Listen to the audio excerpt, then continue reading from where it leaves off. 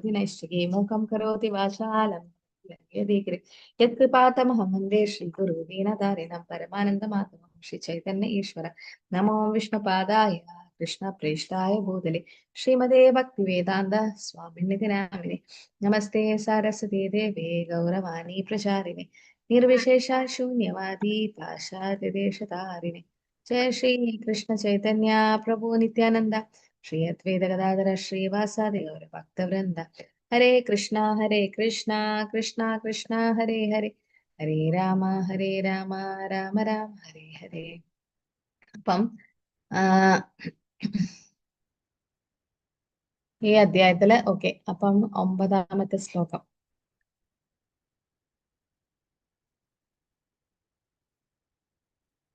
നമ്മൾ കഴിഞ്ഞ പ്രാവശ്യം ഗൃഹസ്ഥരും സന്യാസികളും തമ്മിലുള്ള ഉത്തരവാദിത്തങ്ങൾ അല്ലെ, അതാണ് ബ്രേക്ക്ഔട്ട് റൂമിൽ നമ്മൾ ഡിസ്കസ് ചെയ്തത്. ഓക്കെ, 9 മുതൽ 12 വരെയുള്ള ശ്ലോകങ്ങള് ഇത് ചെറിയ അധ്യായമാണ് അല്ലെ, കുറച്ച് ശ്ലോകങ്ങളുള്ളൂ. 33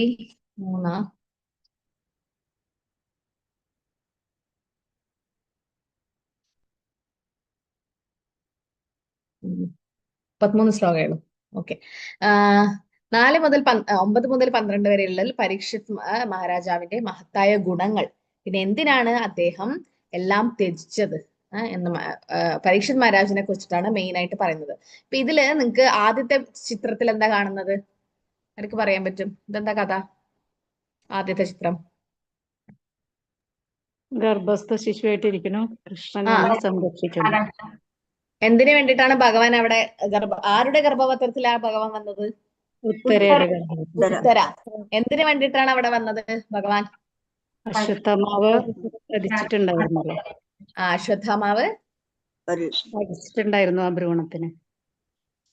എങ്ങനെ പരീക്ഷിച്ചു? ആ ഭ്രൂണത്തെ നശിപ്പിക്കാൻ വേണ്ടിട്ട് എന്താ അയച്ചത്? ബ്രഹ്മാസ്ത്രവും ബ്രഹ്മാസ്ത്രം അയച്ചു അല്ലെ. എന്നിട്ട് ഉത്തര ഭഗവാന്റെ അടുത്ത് പോയിട്ട് പ്രാർത്ഥിച്ചു അല്ലെ, എന്നെ രക്ഷിക്കണം, ബ്രഹ്മാസ്ത്രം വന്ന് എന്റെ കുട്ടിയെ നശിപ്പിക്കാൻ വരുന്നുണ്ട്. അപ്പൊ ആ സമയത്ത് ഭഗവാൻ എന്താ ചെയ്തത്? ചെറുവിരലിന്റെ അത്ര വലുപ്പത്തിൽ. ചെറുവിരലാണോ? തള്ളവിരല്, thumb, size of the thumb. Okay, തള്ളവിരലിന്റെ ഇതല്ലേ തള്ളവിരല്. അതിന്റെ സൈസിൽ എന്ത് ചെയ്തു? ഉത്തരയുടെ ഗർഭപാത്രത്തിന്റെ കുഞ്ഞിനെ സംരക്ഷിച്ചല്ലേ. അപ്പൊ ആ കുട്ടി ഭഗവാനെ ദർശനം കിട്ടിയോ? ആ കുട്ടിക്ക് കണ്ടു. നമുക്കൊക്കെ കിട്ടിയിരുന്നോ? ഇല്ല, നമുക്ക് എല്ലാവർക്കും കിട്ടിയിരുന്നോ? പക്ഷെ നമ്മൾ മറന്നുപോയി. എല്ലാവർക്കും കിട്ടിയിരുന്ന പറയുന്നത്. ഇത് ഭാഗവതത്തിൽ പറയുന്നുണ്ട്, കഴിഞ്ഞ 100 ജന്മങ്ങൾ നമുക്ക് ഓർമ്മ വരും അത്രേ. കാരണം ഗർഭസ്ഥ അവസ്ഥയിൽ ആ സമയത്ത് ലാസ്റ്റ് ആകുമ്പോ തല ഇങ്ങനെ താഴോട്ടേക്ക് വരുന്ന ഒരു അവസ്ഥയില് ആ ലാസ്റ്റ് ഒരു 9ാം മാസം ആ ഒരു സമയമാകുമ്പോൾ ഭയങ്കര പ്രഷർ വരും അല്ലെ അമ്മക്ക്, അല്ലെങ്കിൽ എന്താ പറയാ പ്രസവ വേദന വരാനുള്ള ആ സമയത്ത് ചെറിയ ഇടുപ്പല്ലേ അല്ലെ, ഹിപ്പ്, ഇതിന്റെ ഇതിലൂടെയാണ് വരുന്നത് ആ കുട്ടി. അപ്പൊ ഞെരിങ്ങിട്ടാണ് വരുന്നത്. ഡെലിവറി കണ്ട ആൾക്കാരെ, പ്രസവിച്ച ആൾക്കാരാ. പക്ഷെ നിങ്ങൾക്ക് മനസ്സിലാകും അമ്മയ്ക്കുണ്ട് വേദന, പക്ഷെ ആ കുട്ടിക്കും വേദനയുണ്ട്. കുട്ടിയും ആ ഒരു പ്രസവ സമയത്തുള്ള ആ വേദന, അത് അമ്മയുടെ വേദനയല്ല, കുട്ടിക്കുള്ള വേദന എന്തിനോടാണ് സാദൃശ്യപ്പെടുത്തിയിരിക്കുന്നത് അറിയോ? നമ്മൾ പറയും ജന്മ മൃത്യു ജരാവ്യാധിയാണ് നമ്മുടെ പ്രശ്നങ്ങൾ. മൃത്യു ശരി, എല്ലാവർക്കും പ്രശ്നങ്ങളുണ്ട്. വ്യാധി, അസുഖങ്ങളെ തീർച്ചയായും പ്രശ്നമാണ്. പിന്നെ വയസ്സ് പ്രായമാവുന്നതും പ്രശ്നം തന്നെ. പക്ഷെ ജന്മം എന്തുകൊണ്ടാണ് അതൊരു പ്രശ്നമായിട്ട് മാറുന്നത്? എന്തുകൊണ്ടാന്ന് വെച്ചാൽ ഈ ജനന സമയത്ത് കുട്ടി അനുഭവിക്കുന്ന വേദനയുണ്ട്. കുട്ടിയും ഒരു വേദന അനുഭവിക്കും. അമ്മയുടെ വേദന വേറെ, കുട്ടി ഒരു വേദന അനുഭവിക്കും. അത് ഒരു തേള് കടിച്ചാലുള്ള വേദന നിങ്ങൾക്ക് അറിയാലോ. അങ്ങനത്തെ 1000 തേള് കടിച്ചാലുള്ള വേദനയായിരിക്കും ആ കുട്ടി അനുഭവിക്കുന്ന പറയാ. കാരണം അത്രയും ഞെരുങ്ങിയ സ്ഥലമാണ് അല്ലെ, ഹിപ്പ് ബോൺ എന്ന് പറഞ്ഞാൽ, അല്ലെങ്കിൽ ഇടുപ്പല്ലേ, അതിന്റെ ഉള്ളിലൂടെയാണ് ആ കുട്ടി വരുന്നത്. അത്ര ഈസി അല്ല. ആ സമയത്ത് ഒരുപാട് പ്രഷർ ഉണ്ടാവും ആ കുട്ടിക്ക്. എന്നിട്ട് അങ്ങനെ വരുന്ന സമയത്ത് അതിൽ പറയുന്നുണ്ട്. അപ്പൊ അതുകൊണ്ട് ജനനവും, പിന്നെ പുറത്തേക്ക് വന്നു കഴിഞ്ഞാൽ കുട്ടി കരഞ്ഞില്ലെങ്കിൽ എന്താ സംഭവിക്കുക? ഒരു കുട്ടി കരഞ്ഞില്ല പ്രസവിച്ചു കഴിഞ്ഞിട്ട്, കാലിന് തട്ടിക്കൊടുക്കും, കീഴായി പിടിച്ച് കാലിന് തട്ടിക്കൊടുക്കും. തല കീഴായിട്ട് പിടിച്ചിട്ട് തട്ടും അല്ലെ. എന്നുവെച്ചാ എന്താ പറയാ, കരഞ്ഞില്ലെങ്കിലാണ് ആദ്യത്തെ കരച്ചിലാണ് കുട്ടി ശ്വാസം എടുക്കുമ്പോഴാണ് ആദ്യമായിട്ട് ഓക്സിജൻ ആ കുട്ടി സ്വയം ശ്വസിക്കുന്നത്. അതുവരെ പൊക്കിൾക്കുടിയിലൂടെയാണ് അതിന് വേണ്ടുന്ന ഓക്സിജനും ഭക്ഷണവും ഒക്കെ കിട്ടുന്നത്. അപ്പൊ പുറത്ത് വന്നു കഴിഞ്ഞാൽ ആ കുട്ടി കരഞ്ഞില്ലെങ്കിലാണ് പ്രശ്നം. പക്ഷെ അതില് കരഞ്ഞില്ലെങ്കിൽ എന്ത് ചെയ്യും, സിസ്റ്റർമാരും നഴ്സുമാരും എല്ലാരും കൂടെ നന്നായിട്ട് അടിക്കും, തട്ടി കൊടുക്കും. കാരണം എന്തെങ്കിലും വായില് മൂക്കട്ടെ ഇങ്ങനെ കഫം അതൊക്കെ ഉണ്ടെങ്കിൽ അത് പുറത്തേക്ക് പോകാൻ വേണ്ടി സക്ഷൻ ചെയ്തു കൊടുക്കും. കരഞ്ഞില്ലെങ്കിലാണ് പ്രശ്നം. അപ്പൊ കരയിപ്പിക്കുന്നത് എന്തുകൊണ്ടാ? ഇത് ദുഃഖാലയം അശാശ്വതമാണെന്ന് തെളിയിച്ചു കൊടുക്കുന്നതാണ്. ഒരു ദിവസം പ്രഭുപാദർ ഒരു സ്ഥലത്ത് ഇങ്ങനെ പ്രസംഗം കഴിഞ്ഞിട്ട് ഇറങ്ങുന്ന സമയത്ത് ഒരാള് വന്നിട്ട് കുറച്ച് ആൾക്കാർ വന്നിട്ട് പ്രഭുപാദരെ കണ്ടിട്ട് പറഞ്ഞു, നിങ്ങൾ വന്നിട്ട് നമ്മുടെ സ്ഥാപനം ഉദ്ഘാടനം ചെയ്യണം എന്ന് പറഞ്ഞു. പ്രഭുപാദർ വെച്ചാൽ ഏത് സ്ഥാപനമാണ്, എന്ത് സ്ഥാപനമാണ് നിങ്ങൾ ചെയ്യാൻ പോകുന്നത്? നമ്മുടെ സ്ഥാപനത്തിന് ഉദ്ദേശം എന്താന്ന് വെച്ചാൽ ഭൗതിക ലോകത്തെ എങ്ങനെ സന്തോഷമായിട്ട് ജീവിക്കാൻ പറ്റും എന്ന് കണ്ടുപിടിക്കുന്ന സ്ഥാപനമാണ് എന്ന് പറഞ്ഞു കൊടുക്കേണ്ട സ്ഥാപനം. അപ്പൊ പ്രഭുപാദർ പറഞ്ഞു, ഭൗതിക ലോകത്ത് സന്തോഷമായിട്ട് ജീവിക്കാനാ എങ്ങനെ പറ്റും? കാരണം ഇത് ദുഃഖാലയം അശാശ്വതമാണ്. ഇവിടെ യഥാർത്ഥമായ സന്തോഷം ഇല്ല. സന്തോഷം ഭക്തിയുത സേവനം ചെയ്യണമെന്നവർക്ക് മാത്രമേ ആനന്ദാംബുതി വർദ്ധനം കിട്ടൂ, പ്രതിപദം പൂർണ്ണാമൃതാസ്വാദനം. അപ്പൊ പ്രഭുപാദർ പറഞ്ഞു, ഒരു പബ്ലിക് ടോയ്ലറ്റ് ഉണ്ടാവല്ലോ, സ്പെഷ്യലി ബസ് സ്റ്റാൻഡിലും ഇതൊക്കെ പോയി കഴിഞ്ഞാൽ പബ്ലിക് ടോയ്ലറ്റ്, അവിടെ പൈസ കൊടുത്തിട്ടുള്ള ടോയ്ലറ്റിൽ പിന്നെയും ക്ലീൻ ആക്കും. പൈസ ഒന്നും ഇല്ലാതെ കൊടുക്കാത്ത ഒരു ടോയ്ലറ്റ് ഉണ്ടെങ്കിൽ അവിടെ നമുക്ക് എത്ര മോശം മണമായിരിക്കും ഉണ്ടാവുക അല്ലെ. അവിടെ പോയിട്ട് നിങ്ങൾ ഒരു ചന്ദൻ തിരി കത്തിച്ചു വെച്ചാ അവിടെയുള്ള ദുർഗന്ധം പോവോ? പബ്ലിക് ടോയ്ലറ്റിലൊക്കെ പോയാലേ, ശൗചാലയത്തില് പോവില്ല. ഒരു ചന്ദനത്തിരി കൊണ്ടൊന്നും പോവില്ല. പോയില്ല. അപ്പൊ പ്രഭുപാദർ പറയുന്നു, അത്രയും ദുഃഖാലയമാണ് ഇവിടെ. ഇവിടെ ചെറിയ ചെറിയ സന്തോഷം കൊണ്ട് അവിടെയുള്ള ദുഃഖങ്ങൾ ഇല്ലാണ്ടാക്കാൻ പറ്റില്ല. പിന്നെ നിങ്ങൾ എന്തിനു വേണ്ടിയിട്ടാണ് ഈ സ്ഥാപനം തുടങ്ങുന്നത്? അപ്പൊ പ്രഭുപാദർ അങ്ങനെ പറഞ്ഞപ്പോ അവരൊക്കെ ഞെട്ടി. പ്രഭുപാദർ പറഞ്ഞത് കറക്റ്റ് ആണ്, അവർക്ക് മനസ്സിലാവാൻ തുടങ്ങി. കാരണം ഇവിടെ ശരിയായ ആനന്ദം ഇല്ല, ഭൗതിക ലോകത്ത് ശരിയായ ഒരു ആനന്ദം ഇല്ല അല്ലെ. ദുഃഖാലയം തന്നെയാണ് ഇവിടെ. അപ്പൊ ഈ ജനനം എന്ന് പറയുന്നതും ദുഃഖം തന്നെയാണ്. കാരണം ആ കുട്ടി അനുഭവിക്കുമ്പോ കുട്ടി വന്ന് കരഞ്ഞില്ലെങ്കിൽ ചുറ്റുള്ള ആൾക്കാർ കരയിപ്പിക്കും. കാരണം പറഞ്ഞു കൊടുക്കണം ആദ്യം തന്നെ, ഇത് ദുഃഖാലയമാണ്, ഇവിടെ വരുന്നത് തന്നെ കരയാൻ വേണ്ടിയിട്ടാണ്. അപ്പം നമ്മളൊക്കെ ആ സമയത്ത് ആ അമ്മയുടെ ഗർഭപാത്രത്തിൽ നിന്ന് ആ വിഷമം അനുഭവിക്കുമ്പം എല്ലാ ആത്മാക്കളും നമ്മളൊക്കെ പ്രാർത്ഥിക്കും അത്രേ ഭഗവാനോട്, ഭഗവാനെ എന്നെ ഈ ഒരു അവസ്ഥയിൽ നിന്ന് പുറത്തേക്ക് കൊണ്ടുവരണേ. എന്തിനു വേണ്ടിയിട്ടാ? പുറത്തേക്ക് വന്നു കഴിഞ്ഞാൽ ഞാൻ അങ്ങയുടെ ഭക്തി ചെയ്യാം എന്ന് പറഞ്ഞ് നമ്മള് ഭഗവാന് പ്രോമിസ് കൊടുക്കും.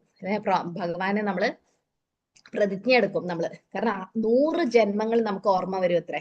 പക്ഷെ അതൊക്കെ നമ്മൾ മറന്നു പോവും. എന്നിട്ട് നമ്മള് എല്ലാ കുട്ടികളും എല്ലാവരും ആ അമ്മയുടെ ഗർഭാവസ്ഥയിൽ നമ്മൾ കാണും അത്രേ ഭഗവാനെ. എന്നിട്ട് നമ്മൾ പ്രാർത്ഥിക്കും. എന്നിട്ട് ആ സമയത്ത് നമ്മൾ എന്താ പറയുന്ന വെച്ചാൽ, ഈ ഒരു അവസ്ഥയിൽ നിന്ന് എന്നെ പുറത്തേക്ക് കൊണ്ടുവരും ഭഗവാനെ. കാരണം വന്നു കഴിഞ്ഞാൽ ഞാൻ നിന്റെ ഭക്തനായിട്ട് ജീവിക്കാം. പക്ഷെ വന്നു കഴിഞ്ഞാൽ മായയുടെ കൈകളിൽ നമ്മൾ പെടുകയാണ് ഉണ്ടാവുന്നത് അല്ലെ. പക്ഷേ എല്ലാവരും നമ്മളൊക്കെ മറന്നു പോവും. മത്തസ്മൃതി ജ്ഞാനം അപോഹനം ച, ഭഗവാനാണ് ഓർമ്മയും മറവിയും ഒക്കെ തരുന്നത്.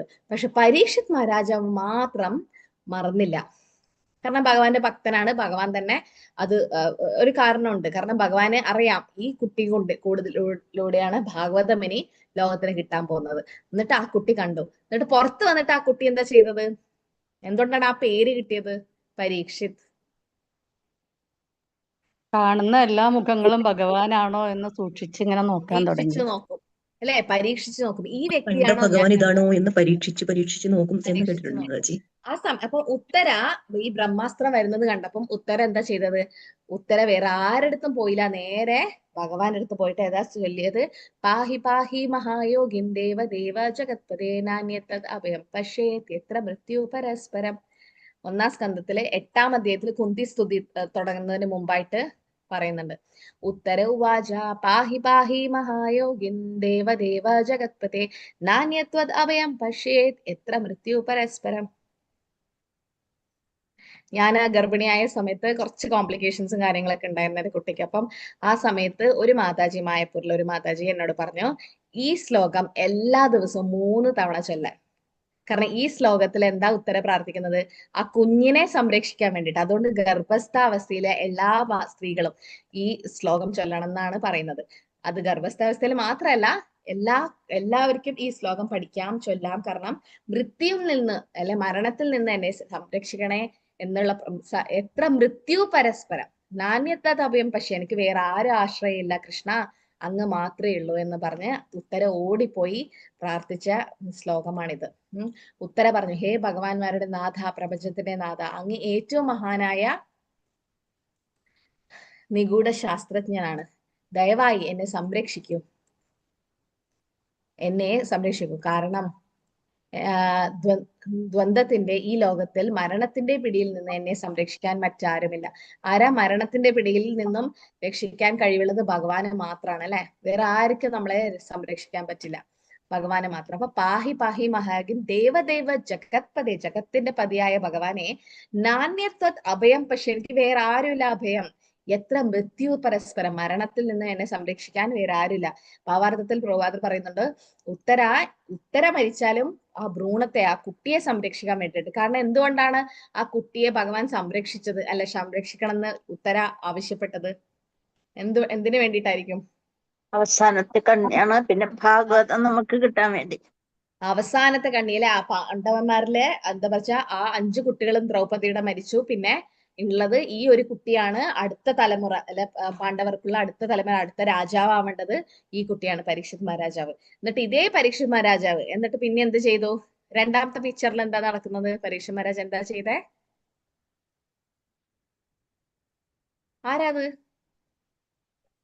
ഒരു കാളയും പശുവും കലിപുരുഷൻ അല്ലെ, കലിപുരുഷൻ കാളയും പശുവിനെ ഒക്കെ കൊല്ലുന്ന കണ്ടപ്പം പരീക്ഷിത് മഹാരാജാവ് വന്നിട്ട് അവിടെ കലിപുരുഷനെ കൊല്ലാൻ വേണ്ടിട്ട് നോക്കും, അല്ലെങ്കിൽ അങ്ങനെ ചെയ്യാൻ പാടില്ല എന്ന് പറയും. എന്നിട്ട് കലിയോട് എവിടെയൊക്കെ പോയി ഒളിക്കാനാ പറഞ്ഞത്? 5 സ്ഥലങ്ങൾ. ഏതൊക്കെയാ? സ്വർണമുള്ള സ്ഥലം, 4 യമനിയമങ്ങളല്ലേ?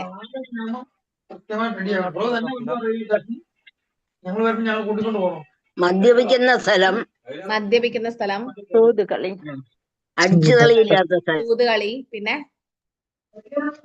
ജലത്തിലെ നുര, അതുണ്ടോ? വെള്ളത്തിന്റെ പത, അതൊന്നല്ല. അയ്യോ, അത് നിങ്ങൾ വേറെ ഏതോ പറയുന്നത്.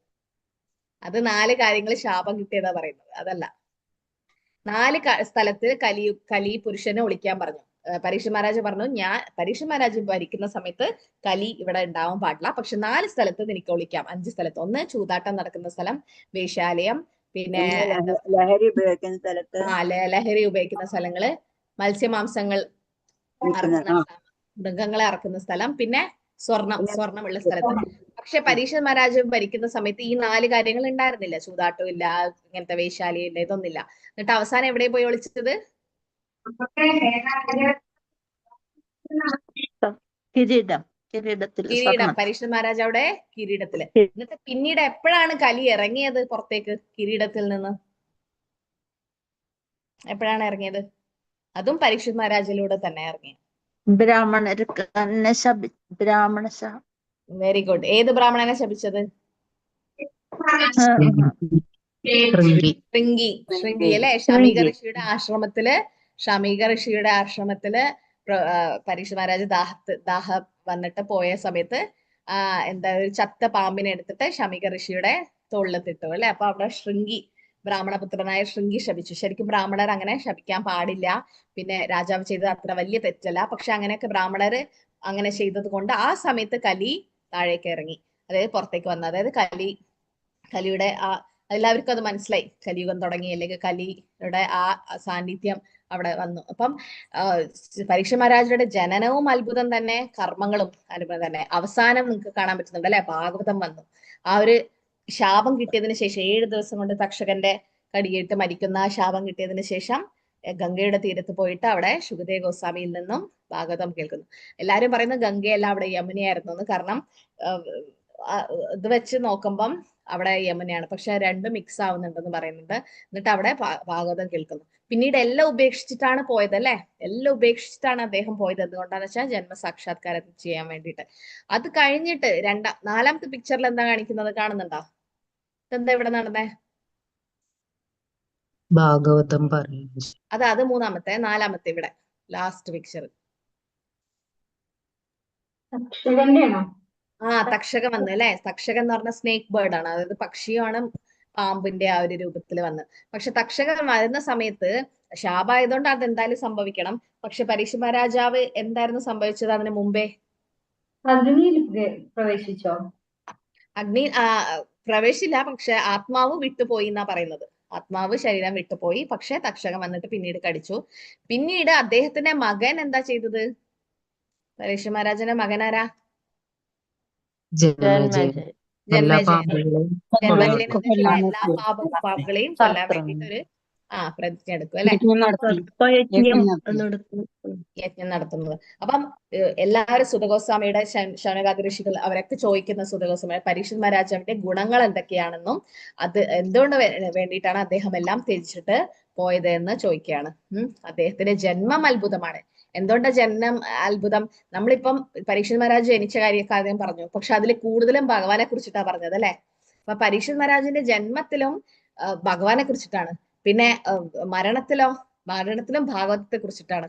അപ്പൊ അതുകൊണ്ട് അദ്ദേഹത്തിന്റെ എല്ലാ കാര്യങ്ങളും അത്ഭുതം തന്നെ. പരീക്ഷ മഹാരാജാവ് ഒരു ഭഗവാന്റെ ഒന്നാന്തരം ഉത്തുംഗ ഭക്തൻ അല്ലെ, ഏറ്റവും ഉയർന്ന ഭക്തനാണെന്ന് പറയുന്നത് പരീക്ഷ മഹാരാജാവ്. കാരണം ഈ ഒരു ഭാഗ്യം വേറെ ആർക്കും കിട്ടിയിട്ടുണ്ടാവില്ല അല്ലെ? ഗർഭപാത്രത്തിൽ വെച്ചിട്ട് ഭഗവാനെ കാണാൻ പറ്റുന്നു, അത് ഓർക്കാൻ പറ്റുന്നു. പിന്നെ അതിനുശേഷവും മരണസമയത്ത് ഭഗവാന്റെ ലീലകളൊക്കെ കേട്ടിട്ടാണ് അദ്ദേഹം എന്താ പറയാ ആത്മാവ് വിടുന്നത് അല്ലെ? കാരണം അവസാനം ശുകദേവ് ഗോസ്വാമി ഒരു ചോദ്യം ചോദിക്കുന്നുണ്ടല്ലോ പരീക്ഷ മഹാരാജാവിനോട്. എന്താ ചോദിക്കുന്ന അറിയോ?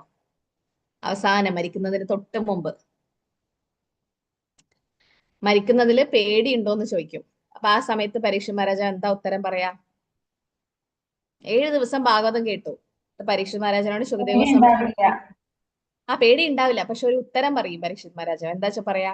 എനിക്ക് പേടിയില്ല എന്ന് പറയും, മരണത്തിന് പേടിയില്ല. എന്നിട്ട് പരീക്ഷ മഹാരാജാവ് പറയും, ഞാൻ ജനിച്ചിട്ട് വേണ്ടേ മരിക്കാൻ എന്ന്. അതായത് ആത്മാവിന് ജനനവുമില്ല മരണവുമില്ല, അത് ദേഹാന്തര പ്രാപ്തിയാണ്. തഥാ ദേഹാന്തര പ്രാപ്തി ധീരസ്തത്രൻ മോത്തിഹതി. ആ ഒരു സ്റ്റേറ്റില് പരീക്ഷ മഹാരാജാവ് എത്തും. എന്നിട്ട് പറയും, ഞാൻ ജനിച്ചിട്ട് വേണ്ടേ മരിക്കാൻ. അതായത് ശരീരത്തിൽ നിന്നുള്ള ആ കോൺഷ്യസ്നസ് മാറി ആത്മാവ് എന്നുള്ള ചിന്ത അദ്ദേഹത്തിന് വന്നു കഴിഞ്ഞു. ഓം നമോ ഭഗവതേ വാസുദേവായ. അഭിമന്യു സുതം സൂധാ പ്രഹുർഭാഗവതോത്തമം തസ്യ ജന്മ മഹാശ്ചര്യം കർമാണി ച ഗൃണീഹി ച. തസ്യ ജന്മ മഹാശ്ചര്യം. അഭിമന്യു സുതം, അഭിമന്യുവിന്റെ പുത്രനായ പരീക്ഷത് മഹാരാജാവ് അല്ലെ? പരീക്ഷത് മഹാരാജാവ് ഭഗവാന്റെ ഒന്നാന്തരം ഉത്തുംഗ ഭക്തനാണെന്നും അദ്ദേഹത്തിന്റെ ജന്മകർമ്മങ്ങളൊക്കെ മഹാ അത്ഭുതങ്ങളാണെന്നും വിശേഷിപ്പിക്കപ്പെടുന്നു. ആകയാൽ അദ്ദേഹത്തെ കുറിച്ച് ഞങ്ങൾക്ക് ദയവായി വിശദീകരിച്ചു തന്നാലും. ജന്മകർമ്മജമേ ദിവ്യം. ഭഗവാന്റെ ജന്മം കർമ്മം മാത്രമല്ല ദിവ്യം, ഭഗവാന്റെ ഭക്തന്മാരുടെ ജന്മകർമ്മവും ദിവ്യം തന്നെ. ഭക്തന്മാരും, കാരണം പരീക്ഷത് മഹാരാജൊക്കെ ആരാ? ഭഗവാന്റെ തന്നെ പാർഷദന്മാരാണ്. പാണ്ഡവരുടെ പുത്രനായിട്ട് ജനിക്കണമെങ്കിൽ തീർച്ചയായും അഭിമന്യുയുടെ, അത് പാണ്ഡവരുടെ കൊച്ചുമകനായിട്ട് വരണമെങ്കിൽ തീർച്ചയായും അദ്ദേഹവും ശുദ്ധ ഭക്തൻ തന്നെ അല്ലെ? ഭക്താത്മാവല്ല, മുക്താത്മാവാണ്. പക്ഷെ ഒരു ലീല ചെയ്യാൻ വേണ്ടി മാത്രം അദ്ദേഹം ഇങ്ങനെയൊക്കെ ചെയ്തു. ഈ ഒരു ലീലകളുടെ ഭാഗമായിട്ട് അദ്ദേഹം ഈ ഒരു റോള് ചെയ്തെന്ന് മാത്രമേ ഉള്ളൂ. പക്ഷെ അദ്ദേഹം കാരണം അദ്ദേഹത്തിന്റെ ജനനവും മഹാ അത്ഭുതമാണ് അല്ലെ? മാതാവിന്റെ ഗർഭപാത്രത്തിൽ പരമദിവ്യത്വ പുരുഷനാൽ സംരക്ഷിക്കപ്പെട്ടിരുന്നു. 2 വിധത്തിൽ പറയുന്നുണ്ട്. ഒരിക്കൽ പറയുന്നുണ്ട് ബ്രഹ്മാസ്ത്രം ആ പരീക്ഷത് മഹാരാജാവിന്റെ ശരീരത്തെ നശിപ്പിച്ചു, ഭഗവാൻ ആ ആത്മാവിനെ സംരക്ഷിച്ചു എന്ന് പറയുന്നുണ്ട്. വേറെ രീതിയിൽ ഞാൻ വായിച്ചപ്പം ബ്രഹ്മാസ്ത്രത്തിന് ഒന്നും ചെയ്യാൻ പറ്റിയില്ല, ഭഗവാൻ ഒരു പ്രൊട്ടക്ഷൻ, ഒരു വലയം തീർത്തു ആ കുട്ടിയുടെ ചുറ്റും എന്നും കേൾക്കുന്നുണ്ട്. ആ ശരീരം ഒന്നിലും നശിച്ചു എന്ന് പറയുന്നുണ്ട്. എന്നിട്ട് പിന്നെ വേറൊരു പുതിയ ശരീരം ഭഗവാൻ കൊടുത്തു എന്ന് പറയുന്നുണ്ട്. പക്ഷെ ഏതാണ് ശരിയായ ഇതെന്ന് എനിക്ക് ശരിക്കും അറിയില്ല. പക്ഷെ എന്തായാലും ഭഗവാൻ സംരക്ഷിച്ചു, ആ ആത്മാവിനെ സംരക്ഷിച്ചു. ഓക്കെ, അപ്പം ഭഗവാൻ ഗർഭപാത്രത്തിൽ നിന്നും സംരക്ഷിച്ച് അദ്ദേഹത്തിന് ദർശനം കൊടുത്തു. ആ ദർശനം അദ്ദേഹത്തിന് ഓർമ്മയുണ്ട്. മരണവും അദ്ദേഹത്തിന്റെ ദിവ്യമായ മരണമാണ്. കാരണം ഭാഗവതം കേട്ടുകൊണ്ടാണ് ഗംഗാതീരത്ത് ഉപവിഷ്ടനായി ഭഗവാന്റെ അതീന്ദ്രിയ ലീലകൾ ശ്രവിച്ചുകൊണ്ടാണ് അദ്ദേഹം സ്വയം മരണം വരിക്കാൻ സന്നദ്ധനായത്. മരണം പ്രതീക്ഷിച്ചു കൊണ്ടിരിക്കുന്ന ആ നാളുകളിൽ അദ്ദേഹം ജലപാനവും നിദ്രയും ഉപേക്ഷിച്ചു നിത്യേന ശ്രീമദ് ഭാഗവത ശ്രവണം നടത്തി. കാരണം ഇതിലെന്താ പറയുന്നത്, ഒരു നിമിഷം അദ്ദേഹത്തിന് ദാഹം സഹിക്കാൻ പറ്റാതാണ് ശമീക ഋഷിയുടെ ആശ്രമത്തിൽ പോയിട്ട് ഇത്രയും പ്രശ്നങ്ങൾ ഉണ്ടായത് അല്ലെ? ശാപവും അതേതും. പക്ഷെ ഇവിടെ 7 ദിവസമാണ് അദ്ദേഹം ജലപാനം പോലും ഇല്ലാതെ ഭാഗവതം കേട്ടിരുന്നത്. അപ്പൊ ഇതിൽ നിന്ന് നമുക്ക് എന്ത് മനസ്സിലാകാം? അദ്ദേഹത്തിന്റെ ദാഹം സാധാരണ ദാഹമായിരുന്നില്ല, അതും ഭഗവാന്റെ പ്ലാൻ ആയിരുന്നു. എങ്ങനെയാണോ അർജുനനെ ഭഗവാൻ ഇല്യൂഷനിൽ ഇട്ടത്, ലാമെന്റേഷനിലെ അർജുനൻ വിഷമിച്ചത് 5 കാരണങ്ങൾ കൊണ്ടാണ് വിഷമിച്ചത് അല്ലെ, ഭഗവത്ഗീത ആദ്യത്തെ അധ്യായത്തില്. പക്ഷെ അത് ഭഗവാൻ തന്നെ ചെയ്യിച്ചാണ്. കാരണം ഭഗവാന് ഭഗവത്ഗീത പറഞ്ഞു കൊടുക്കണം. അർജുനൻ അങ്ങനെ ആവേണ്ട ആവശ്യമില്ല. പക്ഷെ ഭഗവാന്റെ പ്ലാൻ ആണത് അല്ലെ, ഭഗവാന്റെ തീരുമാനമാണ് അവിടെ നടന്നത്. അതുപോലെ ഇവിടെയും ഇപ്പൊ ഭാഗവതം വരാൻ വേണ്ടി ഭഗവാൻ അതേ അർജുനന്റെ കൊച്ചുമകനായ പരീക്ഷിത് മഹാരാജാവിനെ എടുത്തു. പക്ഷെ ഈ മരണസമയത്ത് നോക്കിയാൽ അദ്ദേഹത്തിന് എന്താ പറയാ, വിശപ്പുമില്ല, ദാഹവുമില്ല, ഒന്നുമില്ല. എന്നിട്ട് അവിടെ ശ്രവിച്ചു അല്ലെ, പരീക്ഷിത് മഹാരാജാവിനെ സംബന്ധിച്ച കാര്യങ്ങൾ വിസ്തരിച്ച് ശ്രവിക്കാനുള്ള വാഞ്ച ഇവിടെ പ്രകടിപ്പിച്ചു. അവർക്ക് പരീക്ഷിത് മഹാരാജനെ കുറിച്ച് കൂടുതൽ അറിയാൻ വേണ്ടിയിട്ട് അവര് വീണ്ടും വീണ്ടും ചോദിക്കുകയാണ്. കാരണം അദ്ദേഹത്തിന്റെ ജന്മവും കർമ്മവും ഒക്കെ ദിവ്യമായിരുന്നു. സസമ്രാത് കശ്യവാഹേതോ പാണ്ഡുനാമന മാനവർദ്ധനഃ പ്രായോപവിഷ്ടോ ഗംഗായാം അനാദൃത്യാദിശ്രിയാം. എന്നിട്ടോ പരീക്ഷിത് മഹാരാജാവ് സർവ്വ ഐശ്വര്യങ്ങളെയും അധീനത്തിലാക്കിയ പ്രബലനായ ചക്രവർത്തിയായിരുന്നു. പാണ്ഡവ വംശത്തിന്റെ യശസ് ഉയർത്തുകയും ഉറത്തും വിധം ഉത്തുംഗനായിരുന്നു അദ്ദേഹം. അങ്ങനെയുള്ള അദ്ദേഹം സർവ്വതും ഉപേക്ഷിച്ച് മരണം വരെ ഉപവാസം അനുഷ്ഠിച്ച് ഉപവിഷ്ടനായത് എന്തുകൊണ്ടാണെന്ന് അവർ ചോദിക്കുകയാണ്. എന്താണ് അവിടെ സംഭവിച്ചത് അല്ലെ, ഭഗവാന്റെ ഉത്തമ ഭക്തനായിട്ടും അദ്ദേഹത്തിന്റെ ജന്മം മഹാ അത്ഭുതമാണെന്ന് വിശേഷിപ്പിച്ചിട്ടും കർമാണിച്ച അദ്ദേഹത്തിന്റെ കർമ്മങ്ങളും മഹാ അത്ഭുതമാണ്. കാരണം കലിപുരുഷനെയാണ് അദ്ദേഹം ചാസ്റ്റൈസ് ചെയ്തത്, അല്ലെങ്കിൽ എങ്ങനെ ശിക്ഷിച്ചത്.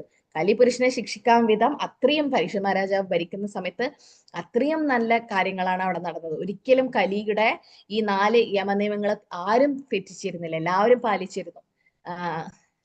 അത്രയും നല്ല കർമ്മങ്ങളാണ് അദ്ദേഹം ചെയ്തത്.